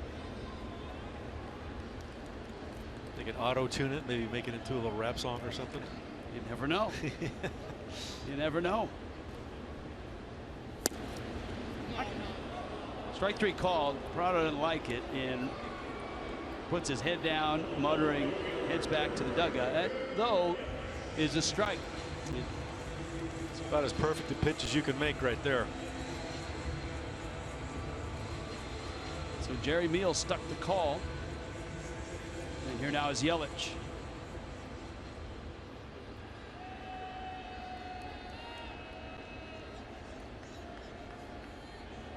Yelich 2 for 3. Rolls it up the middle. Story flips in time to get the out. But the Marlins are up for 4 and take the lead back. It's 9-6.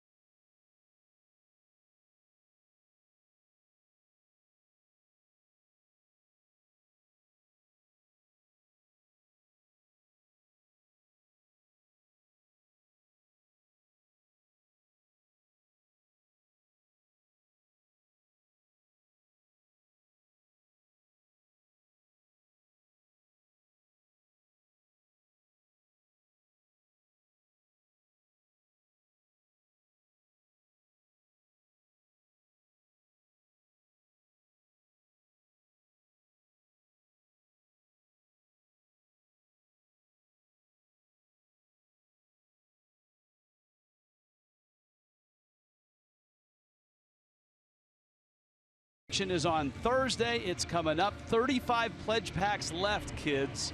Let's find Craig. What you got, Craig? Rich, you know, you better be watching because you never know when we have an add-on prize like last year when Jeff Idelson from the Hall of Fame was here and said, I'm going to do a unique Hall of Fame trip for somebody. Doug Stein bid on it and won it. And you just went on this trip with your family, Liz, son Chris. How was this trip to the Hall of Fame? This wasn't your typical trip to HOF. It was not. The trip was amazing. You hear the term once in a lifetime thrown around a lot, and this was definitely once in a lifetime trip. What made it so unique? Well, we had access to the back rooms of the Hall of Fame, the basement of the Hall of Fame, if you want to, put it that way. Fans can't go, and you did wild things like you literally held Babe Ruth's bat in your hand. We did. I swung Babe Ruth's bat, and we swung Derek Jeter's bat, Ichiro's bat. We touched Ty Cobb's jersey. We saw the original promissory note, touched the original promissory note that sent Babe Ruth from Boston to New York. Just really incredible stuff. Jackie Robinson's first day, you saw the card there they had? Absolutely. Handwritten entry from the National League from April 15th, 1947. That just was like sent a chill down your spine. Big baseball fans, obviously. Grew up a Yankee fan, became a Marlin fan, obviously, down here. What was it that surprised you maybe or you didn't know when you went up to Cooperstown? Well, one thing that I found out was there really is very little official affiliation between Major League Baseball on the Hall of Fame. There's no financial contributions from Major League Baseball. So the question I asked the person who was showing us around, Eric Stroll, who was the vice president of the exhibits, was how come the Hall of Fame can't induct Pete Rose if it doesn't really matter what MLB has done? And his answer just was that we have the same rules that MLB has. Work with them, huh? Really work with them, right? That's exactly right. Babe Ruth's bat, was it heavy? Do you feel like you could have hit one out? Oh, I always do. But yeah, it was heavy, and the handle is thicker, and all the bats that we touched from the old days were thicker, and we just kind of surmised that maybe that's because they use batting gloves these days, so they have thinner handles. That's possible. I'll have to ask Justin Bohr, who doesn't use batting gloves. Any thought to people watching about the fantasy auction, maybe that they might want to keep an eye on and get a trip like this? Oh, absolutely. If you have the means, it shouldn't be missed. We saw a lot of things passing by in the auction. We love to watch it. And when this came up as a surprise, like you said, yeah. I looked at Liz and I just said, we have to have that. Because the other things, you can buy other things, elsewhere. This, you can't buy anywhere. And if you're a baseball fan, you cannot miss that opportunity. All right, great. Good chatting with you and the family, and I asked him, guys, where he was from. Believe it or not, Doug grew up literally the street that connects the street that I grew up on in Dix Hills. That's amazing. That's a coincidence for sure. Nice to visit with you. Long Islander and a big Marlin fan too now, the whole family. Good to see you. Guys? All right, thank you, Craig. That is one of the items that we've got on Thursday night, and we've added to it this year because not only is it the basement behind-the-scenes tour of the Hall of Fame where you get to do all those things, handle all the bats, touch the contracts, the balls, the stuff that's not seen by the public. But you have a night at the I can't pronounce this, but it's the famous place to stay. The Otisaka. resort. Thank you. I have not been to the Hall of Fame, and you have, right? I have. I was actually got to play in the Hall of Fame Classic there a couple years ago. A bunch of former players, either teammates of mine or guys that I played against in our era. We had a game there at the Hall of Fame, a little parade down Main Street there. And we got to stay at the Otisaka Hotel, and I mean, it was just a fantastic place. Thank you. Otisaka is the name of the resort. So you get a night for two at the Otisaka as well as a round of golf on the famous golf course that's in town. Now, have you played golf on that golf course? I have not, but it was right next to the hotel. You looked at it, it's beautiful. Right next to Lake Otisaka. Thank you for that. My pleasure. Adames rolls it to short, and Chavarria throws him out. Mike Dunn is in, and he gets two quick outs here in the sixth. And a 9-6 Miami lead. If you can't get the games on television, you can now stream them live on your mobile device with the new Fox Sports Go app. Download the app. Take Fox Sports Florida and the Marlins wherever you go. So yeah, the Hall of, and it's airfare up. That's on Thursday night.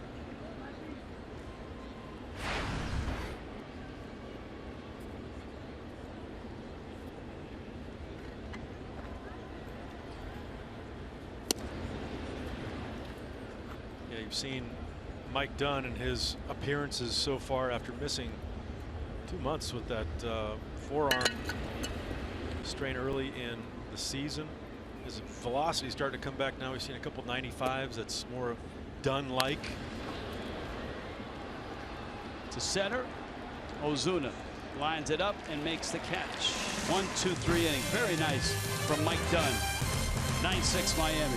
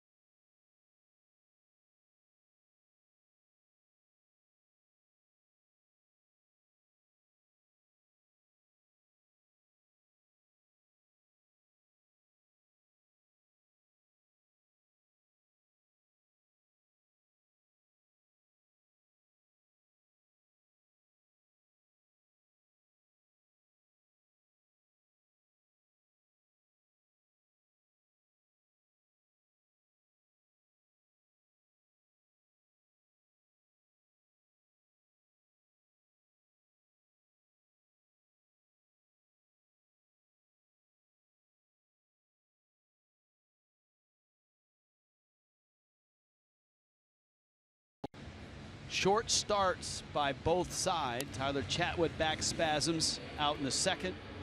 Of course, Wei and Chen couldn't get through the third for Miami. Coors Light, cold hard facts. These we know as facts, Jeff Conine. They are hard facts. Look at that. Already 230 pitches thrown in this game. 28 base runners. Only 15 of the 28 have scored. And 20 hits already for Walt Weiss and Don Mattingly's Charges.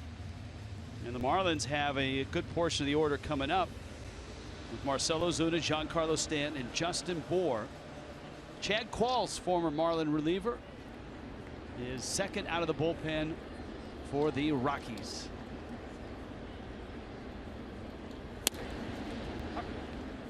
Ozuna's 0 for 2 with a sacrifice fly. Stanton is 3 for 3 with 3 singles, has scored twice. And Justin Bour is 2 for 3 with a 2-run homer. That's the lineup for the bottom of the 6th.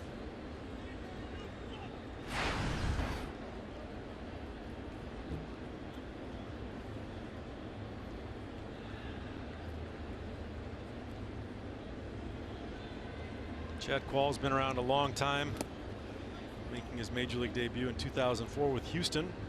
I faced him when he was with Houston. Went to Arizona, Tampa Bay, San Diego, Philadelphia, New York Yankees, Pittsburgh. Here with the Fish in 2013. Back to Houston for a couple years, and this year with Colorado. 51-47 career with a 3.83 ERA. As you mentioned last night, this is 809th appearance, which is second most active behind Mike Dunn. AT&T high-speed replay. Sorry, I was concentrating on the AT&T high-speed replay. I had a little man in my ear. Giancarlo Stanton, 3 hits.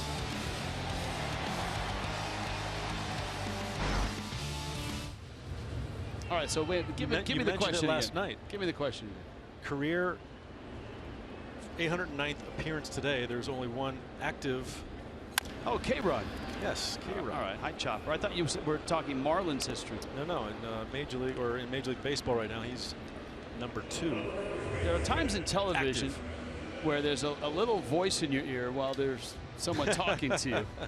And so it's. Yeah, then when that happens, you miss stories about, you know, right, paranormal activity by one of the pitchers and things like that. Without question. Yeah. So Stanton bounces out. Here's Justin Bour. By the way, a nice little tidbit about Stanton. We missed his at bat because it was on the first pitch, but first back-to-back multi-hit games since May 4th and 5th for Giancarlo Stanton. Well, I think if you're taking this incrementally, he definitely is identifying pitches right now. Yeah, we've seen him take some of those off the plate sliders that he's been swinging at as of late. Worked a walk yesterday and has hit some good pitches today for base hits. That first one to the right side, that was a good piece of hitting. And the Marlins have been able to stay afloat without him essentially for 3.5 weeks. But you watch what happens when he's in the middle of the order and just getting hits and getting on base. And all of a sudden, everything blossoms. They say keep the line moving. Keep the line moving. He was keeping the line moving today. Directly behind Stanton in the order is Bour, who's 2 for 2 with a 2-run homer. Following Bour is Real Muto, who is 2 for 3 with a 3-run homer and a double. Giancarlo scored twice today. They're kind of Mike Dunn with his nice inning last inning is setting up the 7th, 8th, and 9th that the Marlins have gone to pretty consistently. Bearclaw, Phelps, and Ramos at the back end. That looked like the Mike Dunn of old. He's had a bit of a transition period getting back into the bullpen, coming off that strained elbow or forearm. And tonight, when much needed, comes in with a really clean 1-2-3 inning. Yeah, we saw his velocity first coming back, which to be expected. He was 90, 91 miles an hour. Today popped a few 95s in there, and that's what we're more accustomed to seeing from Mike Dunn.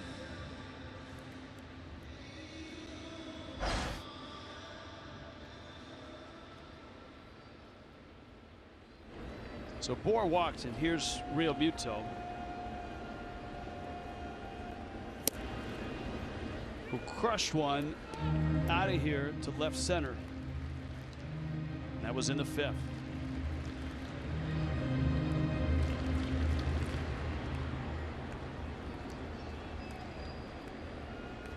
JT sitting at 299 on the year right now.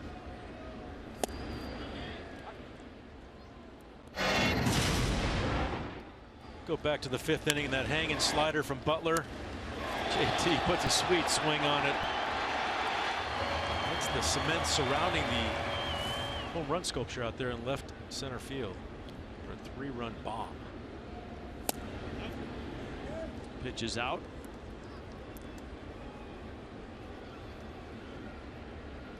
Jacob Tyler Real Muto.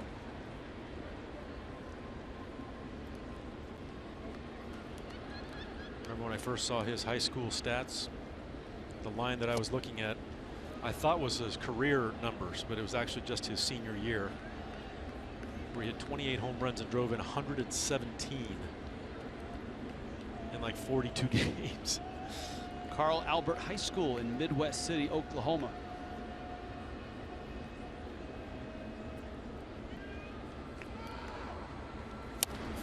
Little tapper, Qualls, not going to get him.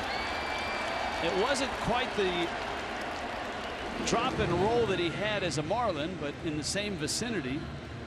Qualls got to his knees, rolled over, and was in no position to throw out Real Muto. Yeah, JT runs very well. And even if Chad Qualls comes up with this cleanly, I don't think he's got to play at first base.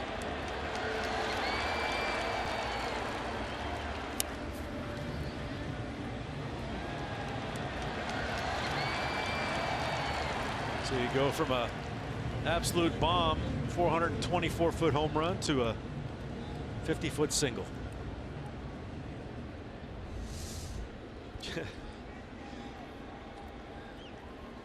Echeverria now, who was 1 for 3.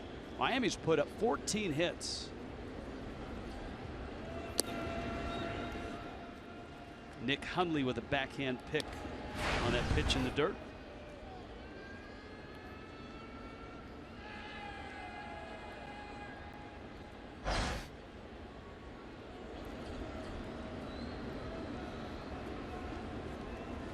Ichiro's on deck. Ichiro last night with a pinch hit, a line drive to center. 20 hits away from 3,000. So you're going to get an Ichiro at bat here pretty soon, whether it's the next hitter this inning or the first hitter next inning.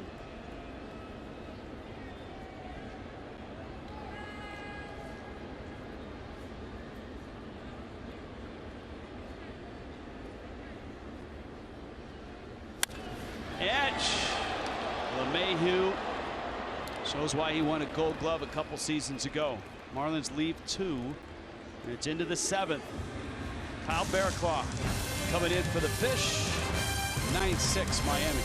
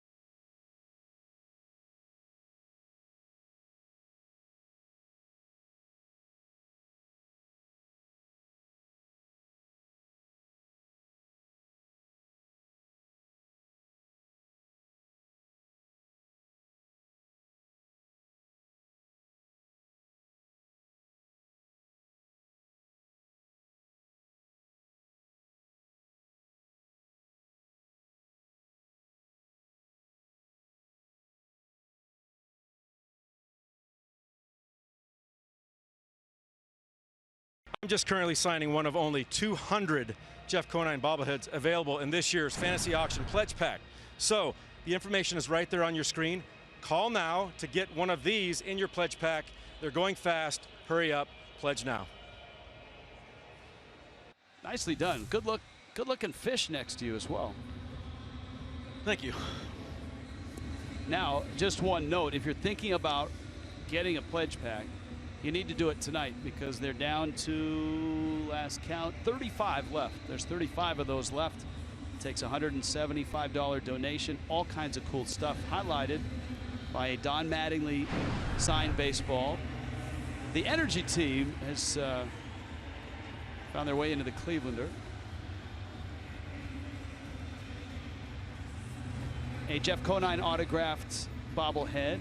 Billy the Marlin Back to the Future bobblehead. Billy McFly, I believe, is how it's coined. You get a Fox Sports 1 towel. You get a Marlins team cap. You get a Tommy Bahama cap. You get Chris Johnson at first base. That's in the pledge pack? It's in the pledge pack. It really is. He'll come in defensively for you in the 7th or the 8th inning.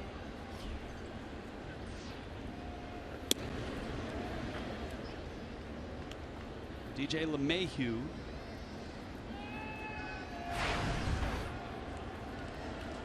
First out of the chute right now for the Rockies. Carlos Gonzalez and Nolan Arenado up next. Bearclaw looked good last night. We're to 1-2-3 inning. See those numbers behind him on the right side. 26 innings pitched, 47 strikeouts. Last night had a clean inning of relief work in that one hitter thrown by the Marlins last night. He didn't strike anybody out. There are too many outings that he comes out on the hill and does not strike someone out. Rockies have done some damage in this one. Most of it was done in that 3rd inning. In fact, all the runs, the scattered some hits in other innings. But you really have to stand up and pay recognition to Dustin McGowan and Mike Dunn. McGowan came in and he was outstanding, picking up the pieces from Wei-Yin Chen, pitching 2 2/3 scoreless, and then Mike Dunn a perfect 6th. Bear Claw here, a 98-mile-an-hour fastball to LeMahieu. 98. First fastball this inning was 93. That one at 98. He's got that type of fastball too that just really explodes out of his hand.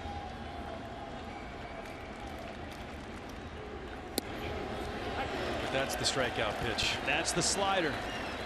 Devastating slider. He gets a lot of swings and misses on balls out of the strike zone with that slider, telling you that when major league hitters buckle like this, there's some sharp break to it that they don't really see very well. It's a rocking chair, Rich. A little limbo. That is. Usually it's a wipeout slider that he throws, but that was kind of the, I guess, what do they call it? A righty on righty front door slider? Yes. Here's Carlos Gonzalez. Still hear thunder outside of Marlins Park. A vicious storm came through here about 45 minutes ago. We can see now the downtown skyline, but it looks like some dark, nasty stuff is just outside of downtown again. Gonzalez swings and misses, and it's 0-2.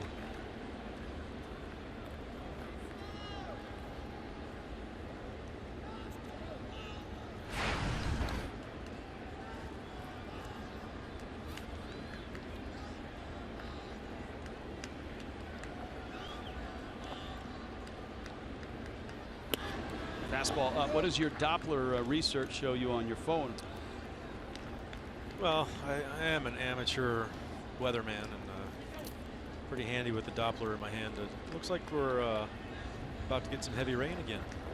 The big cell passed over, like you said, about 45 minutes ago. It was a little lull, and now about to get hit again with some heavy rain. I think if you're going to be a real weatherman, you have to give that news with a little more bright and cheery delivery, because if you're going to give people bad news, you still want them to watch it. You don't want them to turn it off, saying, I'm never watching this Conine weather guy ever again. Oh.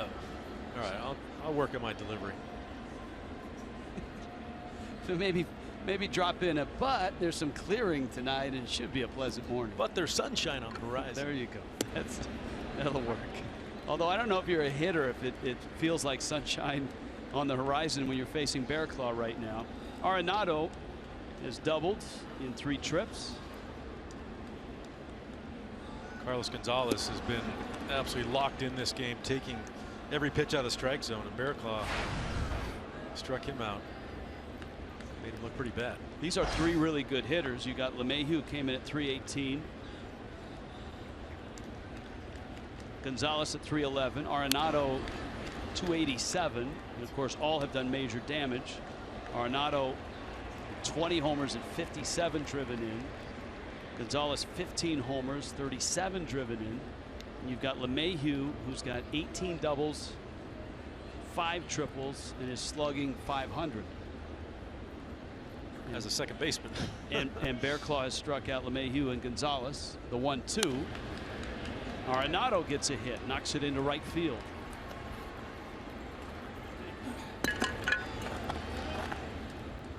Not a real aggressive swing by Arenado there, just kind of placed it in that hole.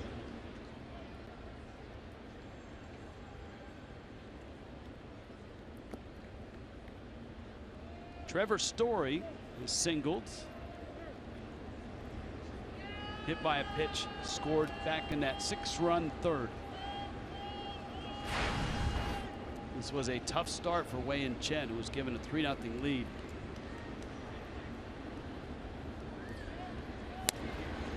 Chen lasted 2 1/3, 7 hits, all 6 runs were earned. He walked 2, hit a batter, struck out just 1, and his ERA now is well over 5. It's a 5.22.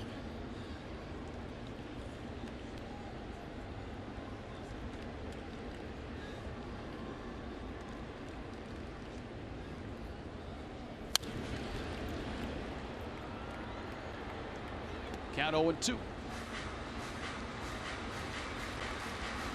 One thing that Bearclaws has improved on in the last few outings has been his consistency in the strike zone. Walks have really hurt him overall. With 26 innings pitched, he's got 20 walks. Boy, when he gets that down and is in the strike zone consistently, look out. Not that it's not a look out already. He's got about a 3 ERA with 49 Ks.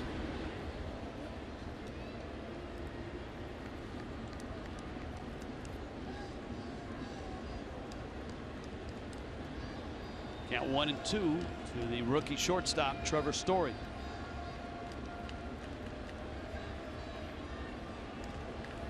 Story has avoided the strikeout today, struck out twice last night.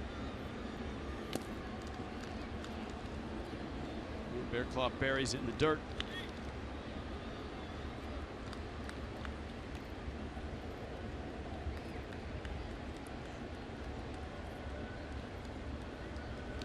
Nationals in San Diego later tonight. Mets at home against Atlanta. That one just about ready to go at Citi Field. 2-2. And count full at 3-2.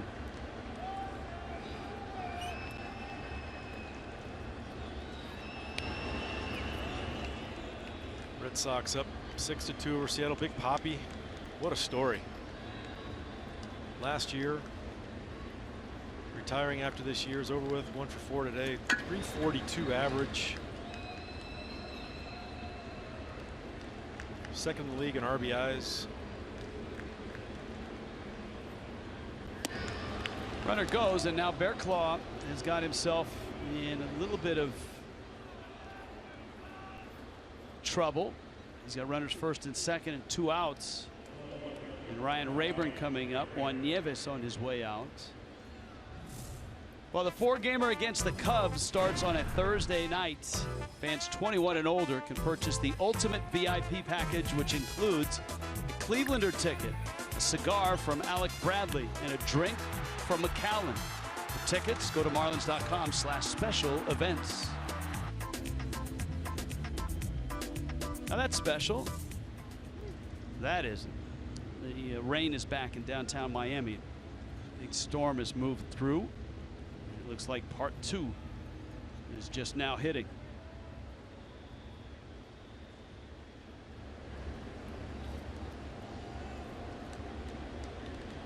So Bearclaw struck out the first 2. Arenado a single.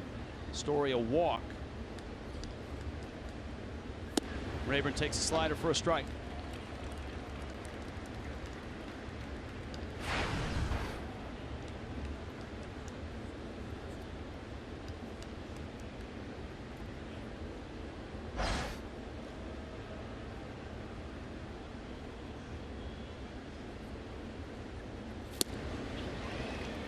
And 2.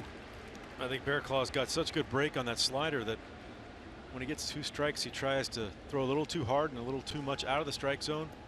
Ends up losing that field, man. When he throws that kind of at the front hip of that right-handed hitter, they just freeze.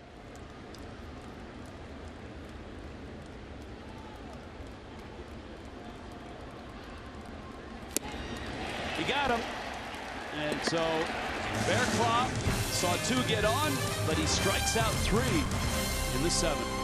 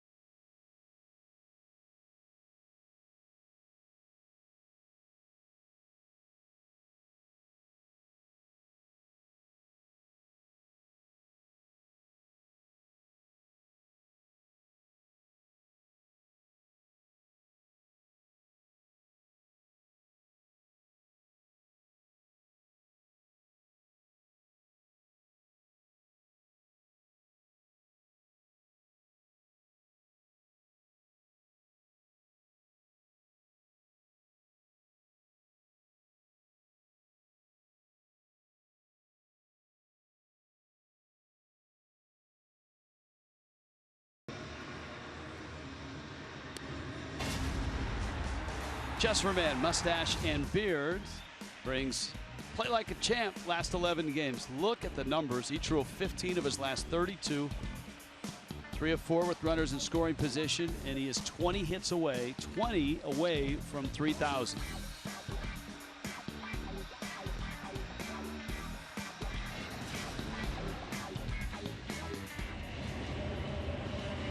Justin Miller is the new pitcher for the Colorado Rockies.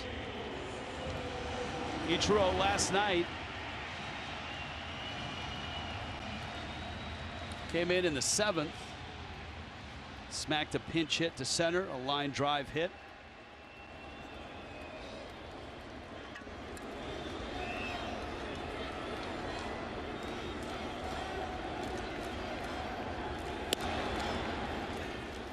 Breaking ball starts the at bat.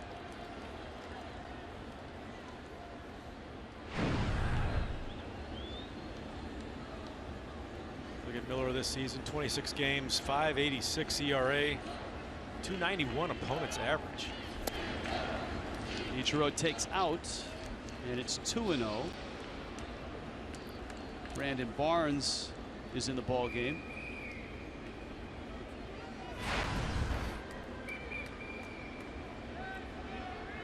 .354 on the season. In the offseason, the Marlins front office, including Jeff Conine, went to visit Ichiro, and the gentleman holding the jersey is pretty darn famous himself. That he is. It's his name's Jiro, and he owns a sushi restaurant there that is considered by many to be the finest sushi restaurant anywhere in the world. He's won a Michelin 3-star award. Ichiro walks. Now the fans here are disappointed. They want to see a hit, but I think this year Ichiro has been much more patient, much more selective at the plate, whereas last year at times he was made a lot of quick outs last year. Yeah, we saw a lot of 4-3s, swinging especially a lot of things. Second half of the year, and it's been a remarkable run to watch him, what he's doing right now on his march to 3,000. 65 hits coming into this year. The odds are where he might not have gotten enough at bats to get those 65 hits. So tell us more about the trip to Japan. We saw the famous Jiro, you said? Jiro, yeah, and remarkable to have Ichiro there with us. He shut the restaurant down for us. I mean, because of Ichiro, not because of us. And that just does not happen. You have to get reservations months and months in advance. And to be in his environment in Tokyo and watch the way people react to him as he walks around, it's remarkable. He has this way of dressing. It's like this Tokyo chic yes. Fashion sense that his teammates love, and you never know what Ichiro is going to be wearing. You never know. And at that picture right there, there was a restaurant across the hallway that had glass all along the front of it, and this is in a subway station in Tokyo, going down to the subway station. So wait a minute, this famous sushi restaurant is in a subway station? Subway station, only 10 seats in the entire restaurant, and it's the gentleman in the middle has been doing it for his entire life. He's now 91 years old. Has an amazing documentary. It's called Jiro Dreams of Sushi, and it documents his life and his passion of going into this sushi restaurant and creating art is what he does. But anyway, the glass along the side of this restaurant was another restaurant. Ichiro running, and that one pulled foul. And when I think one person noticed that Ichiro was with us taking a photo, probably with Jiro as well, the entire restaurant goes against the glass, and they're taking photos of Ichiro through the glass, where we're taking a picture with Jiro. So we went to another place afterwards for dessert, and we're walking into the establishment, and there was a woman and her very young daughter, probably 4 or 5 years old, walking down the street. And Ichiro kind of passed in front of them to go into the restaurant, and the daughter tugs on the mom's arm. Liner into right center, hold that thought. In the gap, Ichiro racing for third.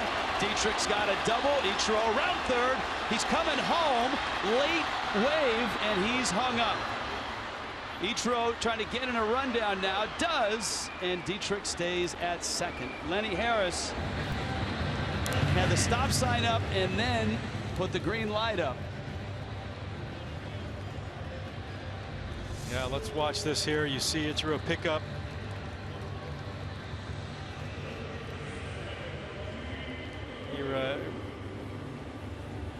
He's like, come on, I'm going to try to stay in this, try to get to third base, but catcher does a good job of trapping him there. See, at this point, Ichiro doesn't know. He's going on Lenny Harris's signal. Yeah, you got to rely on your third base coach there as far as what his eyes can see of that throw coming in.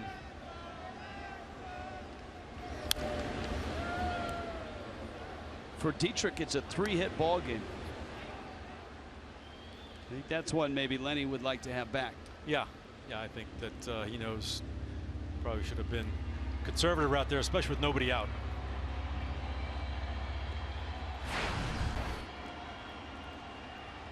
So 1 out. Dietrich out at second. Prado 0 for 2 with a couple of walks, and then you've got Yelich. If anybody reaches Ozuna, Justin Miller gets a strike. It's 0-2. Oh, but just to illustrate how big Ichiro is, this 5-year-old girl looked up, and as he was walking by, she went, Ichiro. And this is a 5-year-old girl that's how recognizable he is in Japan.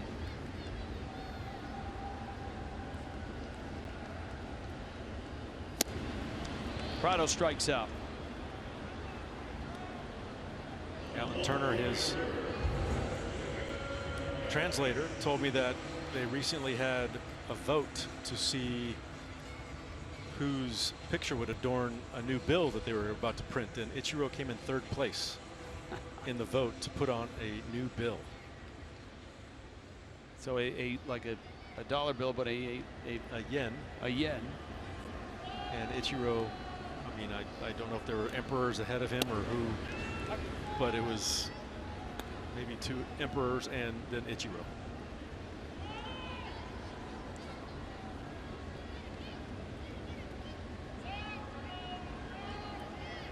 Yelich, couple hits, is driven in 2. It would look like a real promising inning. Still has Dietrich at second with 2 outs. This is where Christian Yelich has really shined this season. 389 batting average from 7th inning on, with 3 home runs and 12 RBIs. Mentioned in the pregame how he's only one of 3 players in the National League with a 300 batting average, a 400 on base, and a 500 slugging. What do you attribute the close and late numbers to? I think he just really bears down concentration wise, and he's so good at picking out a good pitch to hit that in the late innings, I think he just really bears down and knows his team needs him in a big situation, and he's just really good at doing that. I mean, normally it's guys like Yelich who are patient, who are not afraid to hit with 2 strikes, that have success in those spots. Yeah, a lot of guys, when they get in those late inning situations, they know the game's on the line, they put pressure on themselves, and they get down to 2 strikes, like, oh man, I don't want to strike out and I got to put the ball in play. Where I really don't think, I think he takes every count the same. Yelich to left, and it's caught there, and the inning ends. Dietrich left at second. 9-6 Miami.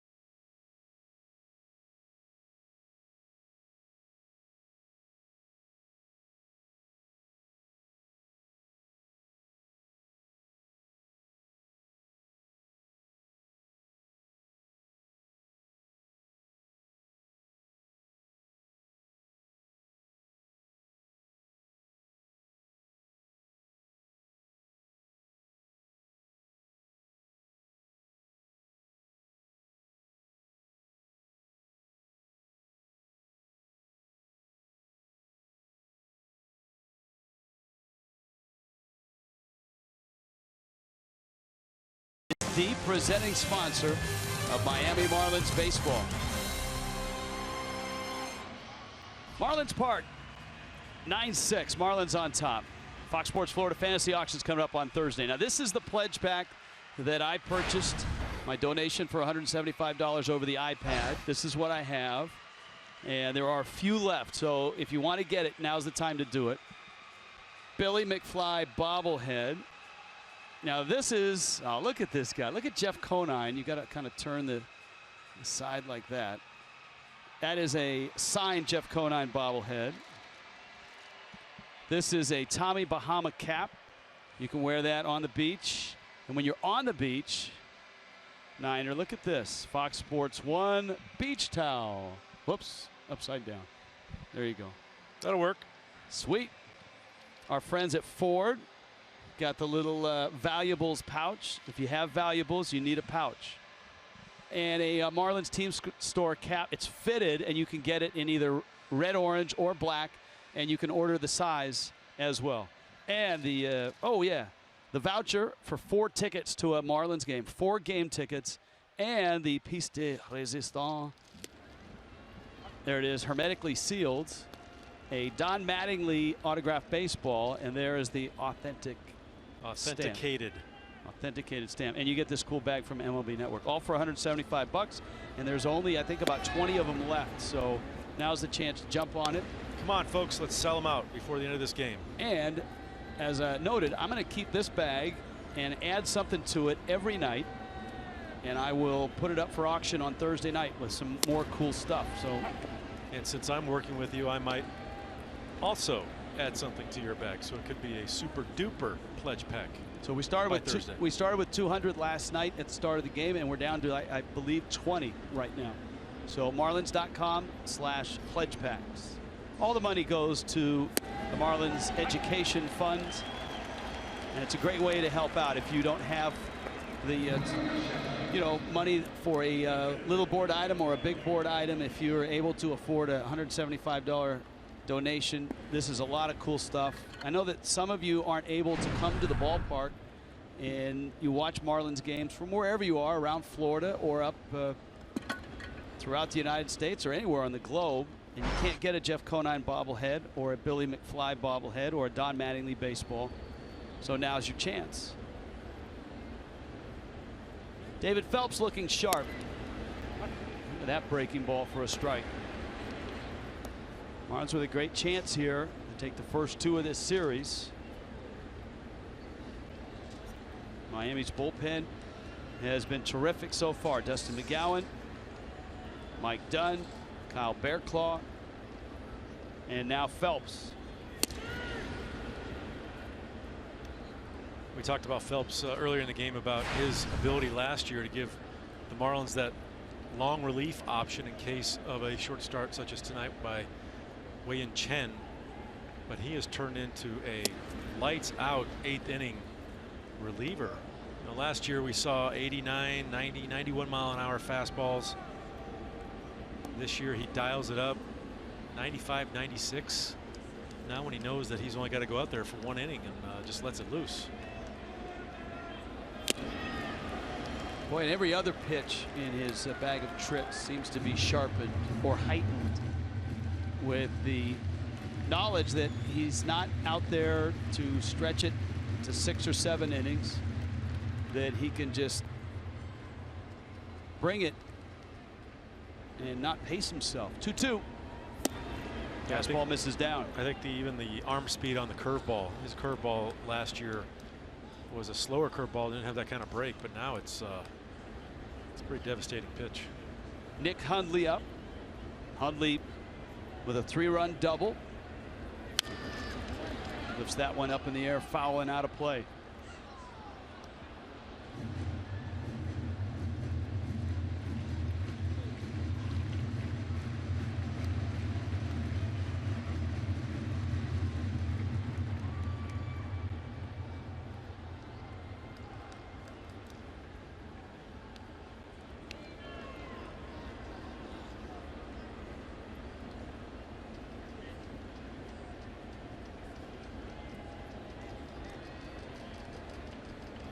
Full count, 3-2.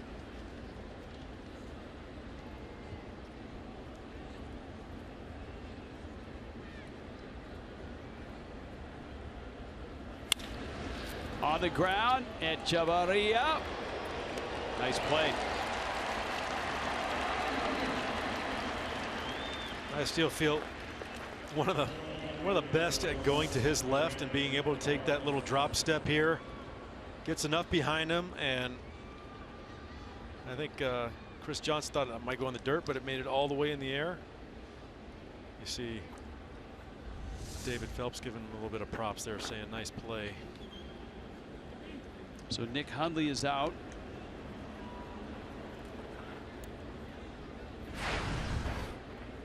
Brandon Barnes, who came in defensively, takes a strike. Well, the 2 2/3 Miami got from Dustin McGowan were enormous.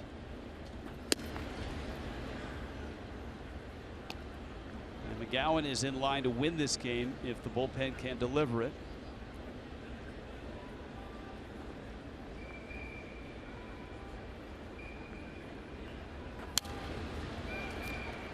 And then you follow that up with the Mike Dunn inning, scoreless. Kyle Bearclaw inning, scoreless with 3 strikeouts. Phelps has got 2 outs here.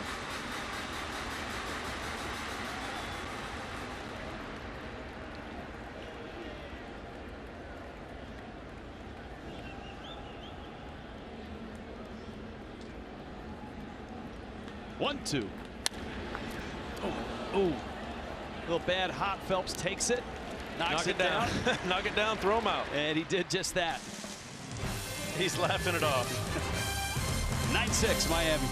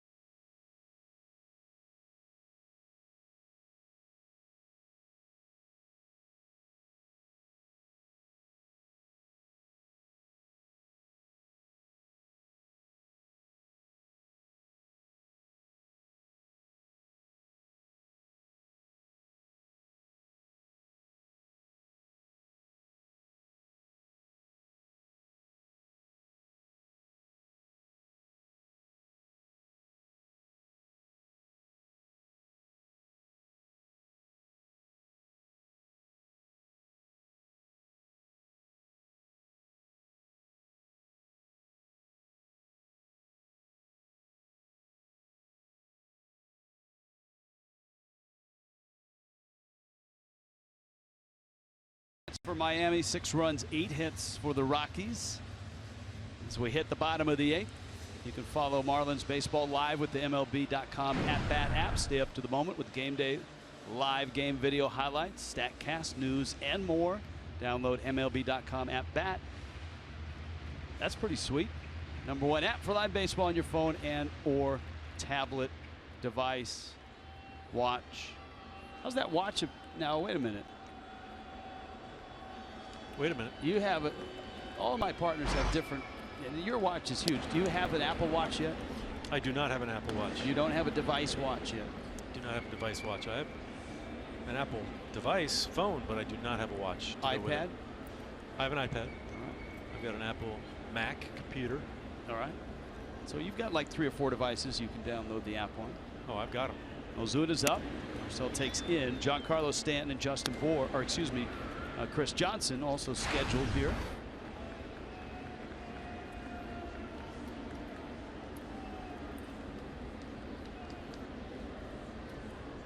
Ozuna 0 for 3, but has a sacrifice fly. Miller's second inning of relief, and he misses in. Marlins had an opportunity in the 7th. The leadoff walk to Ichiro. Derek Dietrich doubled in the right center gap. Lenny Harris sent Ichiro, who was thrown out by a good 20 feet at least, maybe even 30. And the inning died from there. That's a fair ball. Nick Hundley pops out, makes the play. And here comes Giancarlo. Well, tomorrow on Father's Day, Tom Kohler gets the baseball. 12:30 start for Marlins Live. Tyler Anderson is a lefty, makes his second start. Kohler has pitched well lately, so he goes after the Rockies here tomorrow. Kohler's last start on Tuesday, he pitched very well. Tom struck out 8, gave up just 2 runs. Over his last 8 starts, Kohler's ERA is under 3, right around 2.80. Yeah, you really like to see last start out only 1 walk. He had kind of had a stretch where he lost his control. Had 5 walks, I think, in 3 straight starts, but last couple have been outstanding in the strike zone. Last 3 starts, 3 walks, 1 of them intentional. And he's given up just 1 homer in the last 8 starts. It's pretty impressive stuff. 0-2 to Stanton. Giancarlo chops it over the middle, backhanded there, and LeMahieu gets him. Stanton with a nice day today, though. The swings have been consistent. He has identified strikes. He had 3 hits his first 3 at bats, and has bounced out twice now. You see the shift they play on Giancarlo. That is right over the bag at second base. Pretty easy play for LeMahieu. He's standing right there up the middle. Stanton crossed the shift up earlier in the ball game by shooting a ball on the ground into right field. So the shift gives and it takes away.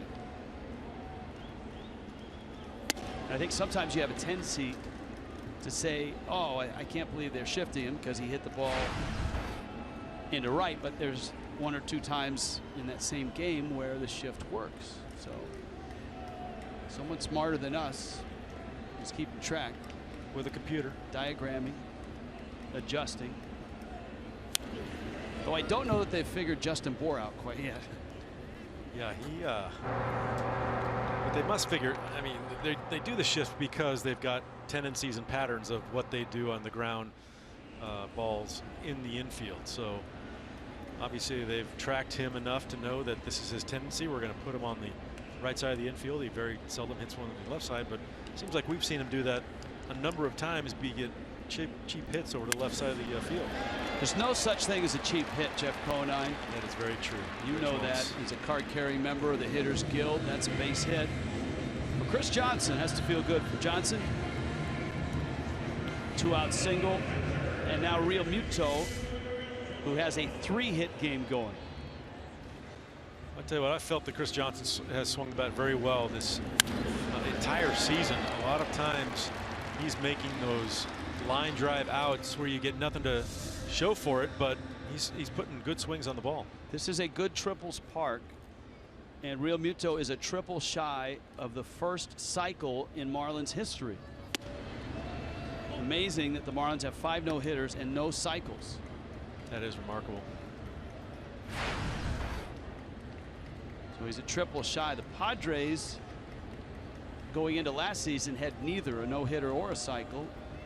Matt Kemp got their first cycle. They still don't have a no-hitter. Real Muto. Long throw. Not in time. He'll settle for a 4-hit ball game.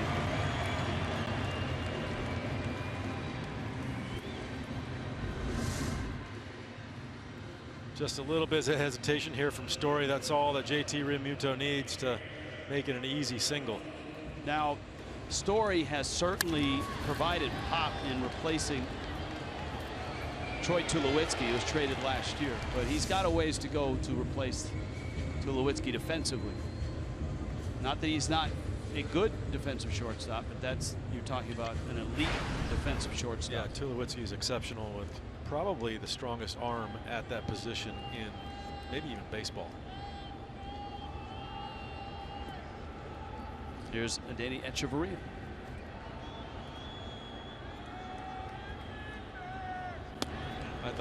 I think Edge has taken some great at-bats today, some great swings. He had a really hard bullet line or a hard ground ball to second base 2 at-bats ago, and last time up, it's a rocket right at Story at shortstop.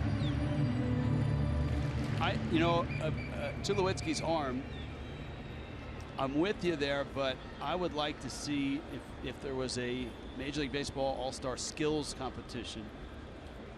Tulowitzki's arm and Andrelton Simmons. Yes, another rocket of an arm. Fastball for a strike. It's 1-1. So Ramos is in the pen. Miami's up 9-6.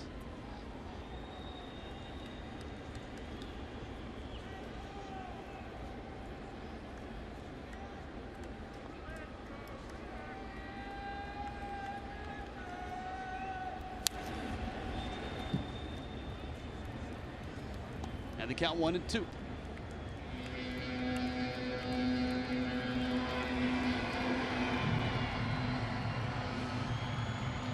Miller, another member of the all-beard team. He's got a nice, nice coverage. Captained by Jason Worth. That would be strike 3 called. And so the Marlins done here in the 8th. To the 9th, A.J. Ramos will try to close it out.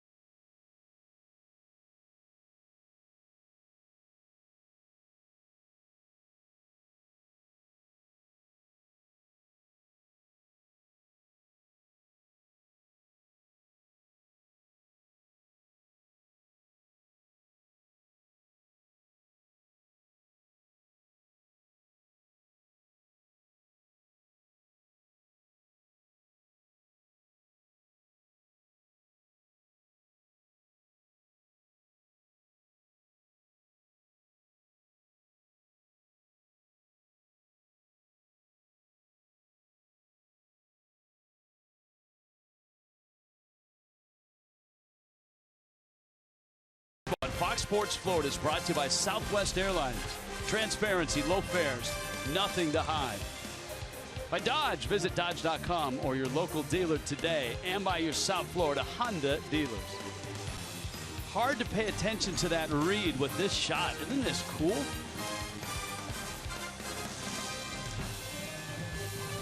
Apparently that's a no-wake zone, right? I'm getting seasick. He is headed out.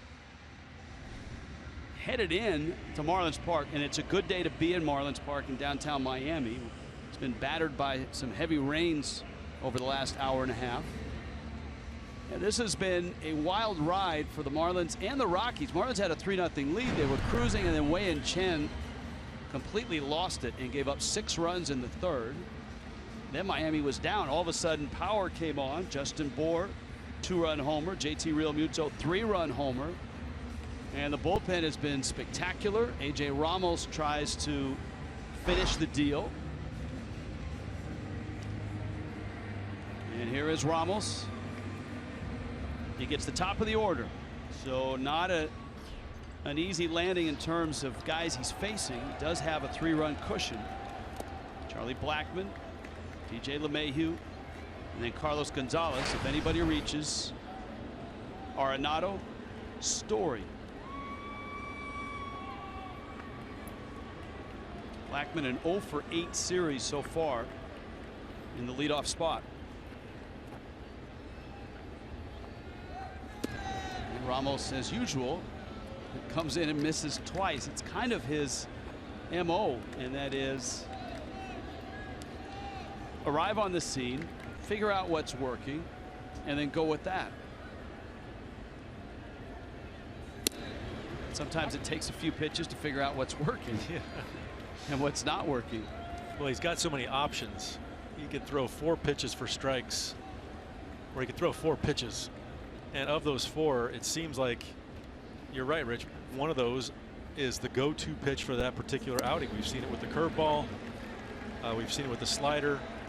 The changeup sometimes is devastating. And that was a fastball that Mr. Blackmon thought might have been a bit outside.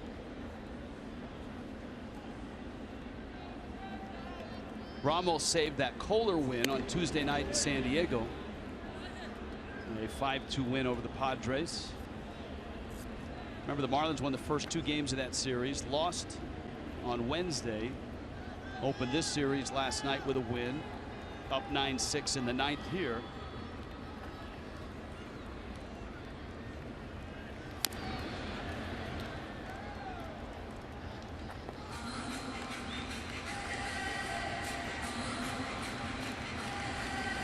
That second strike that Blackmon called was out, and that one was well below the strike zone. Count's full.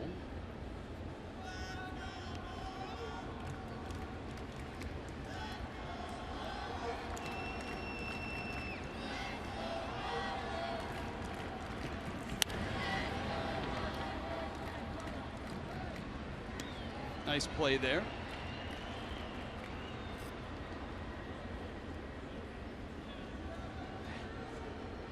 Happy to announce that the pledge packs are sold out. So thank you to everyone that has contributed in less than 2 days, in less than 24 hours. That's outstanding. And down goes Blackmon. AJ Ramos. Just like that. That is the pitch that is the equalizer. He set up the fastball during the course of that at bat. 94 miles an hour, and his fastest. Look, there it is, the changeup grip, that side spin, and the ball just disappears as it gets to the plate. Blackmon loses his helmet. He swung so hard through that ball.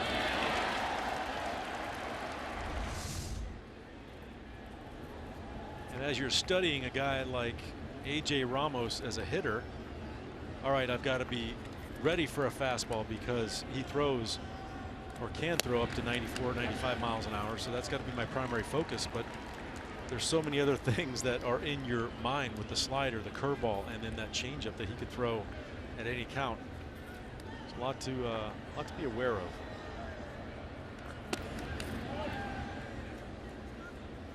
Ball and a strike. Marlins Live brought to you by Checkers. Follows the game. Preston Wilson, Craig Minervini. Big day for the bullpen, that's for sure. And some big home runs as well. JT Realmuto and Justin Bohr. It's a pretty good pitch taken by Mayhew. Count 2-1. It was in.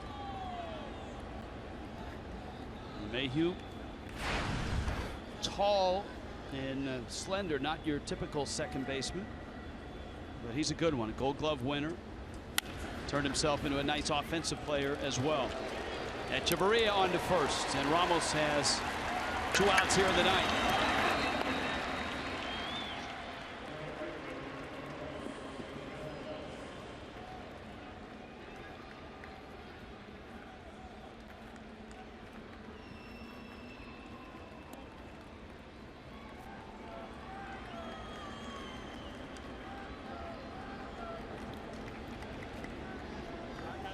Now Carlos Gonzalez on a 2-for-3 day.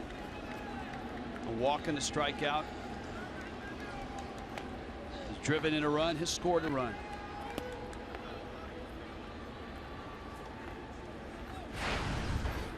Well, yesterday, talk about the bullpen and what a difference it's made in this series. Yesterday, 3 1/3 scoreless. Actually, yesterday, 3 1/3, not only scoreless, but hitless. Remember, Adam Conley gave up just the 1 hit.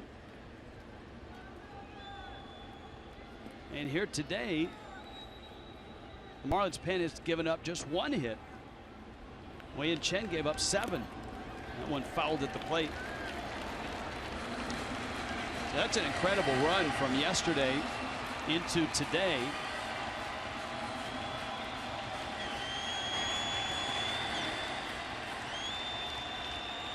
Ramos gets this out. It'll be 6 2/3 in this ball game. And he does. Ball game. How about that? What a job by Miami's bullpen last night and today. The 3-run homer by Real Muto, a difference maker in this one. Justin Bour's 2-run homer, only 444 feet, brought the Marlins within a run. 6 2/3 of 1 hit shutout ball by Miami's bullpen. A home run challenge, again, all headed to tomorrow. 3 home runs today. $1.7 million has been raised so far to benefit prostate cancer research. HomeRunChallenge.org, the place to go if you want to donate to that cause. Well, the bullpen spectacular. No hits yesterday, 1 hit today. And the Fish win it. 10 scoreless innings by the bullpen in this series. 1 hit allowed, 9 strikeouts and 2 walks. And Don Mattingly has to be thrilled. The Marlins have taken the first 2. They're 4 over now, are the Fish, at 36 and 32. And so the intention turns to Father's Day tomorrow. Tom Kohler gets the baseball as Miami tries to make it 3 in a row. And the big guy's back too, Jeff Conine. 3 hits for Giancarlo Stanton after a 2-hit night last night. Yeah, it's a great thing to see from Giancarlo Stanton. First back-to-back multi-hit game since early May. So when you think about the presence and the productivity that he's going to put in the middle of that lineup when he gets hot, wow, it'll be fun to watch.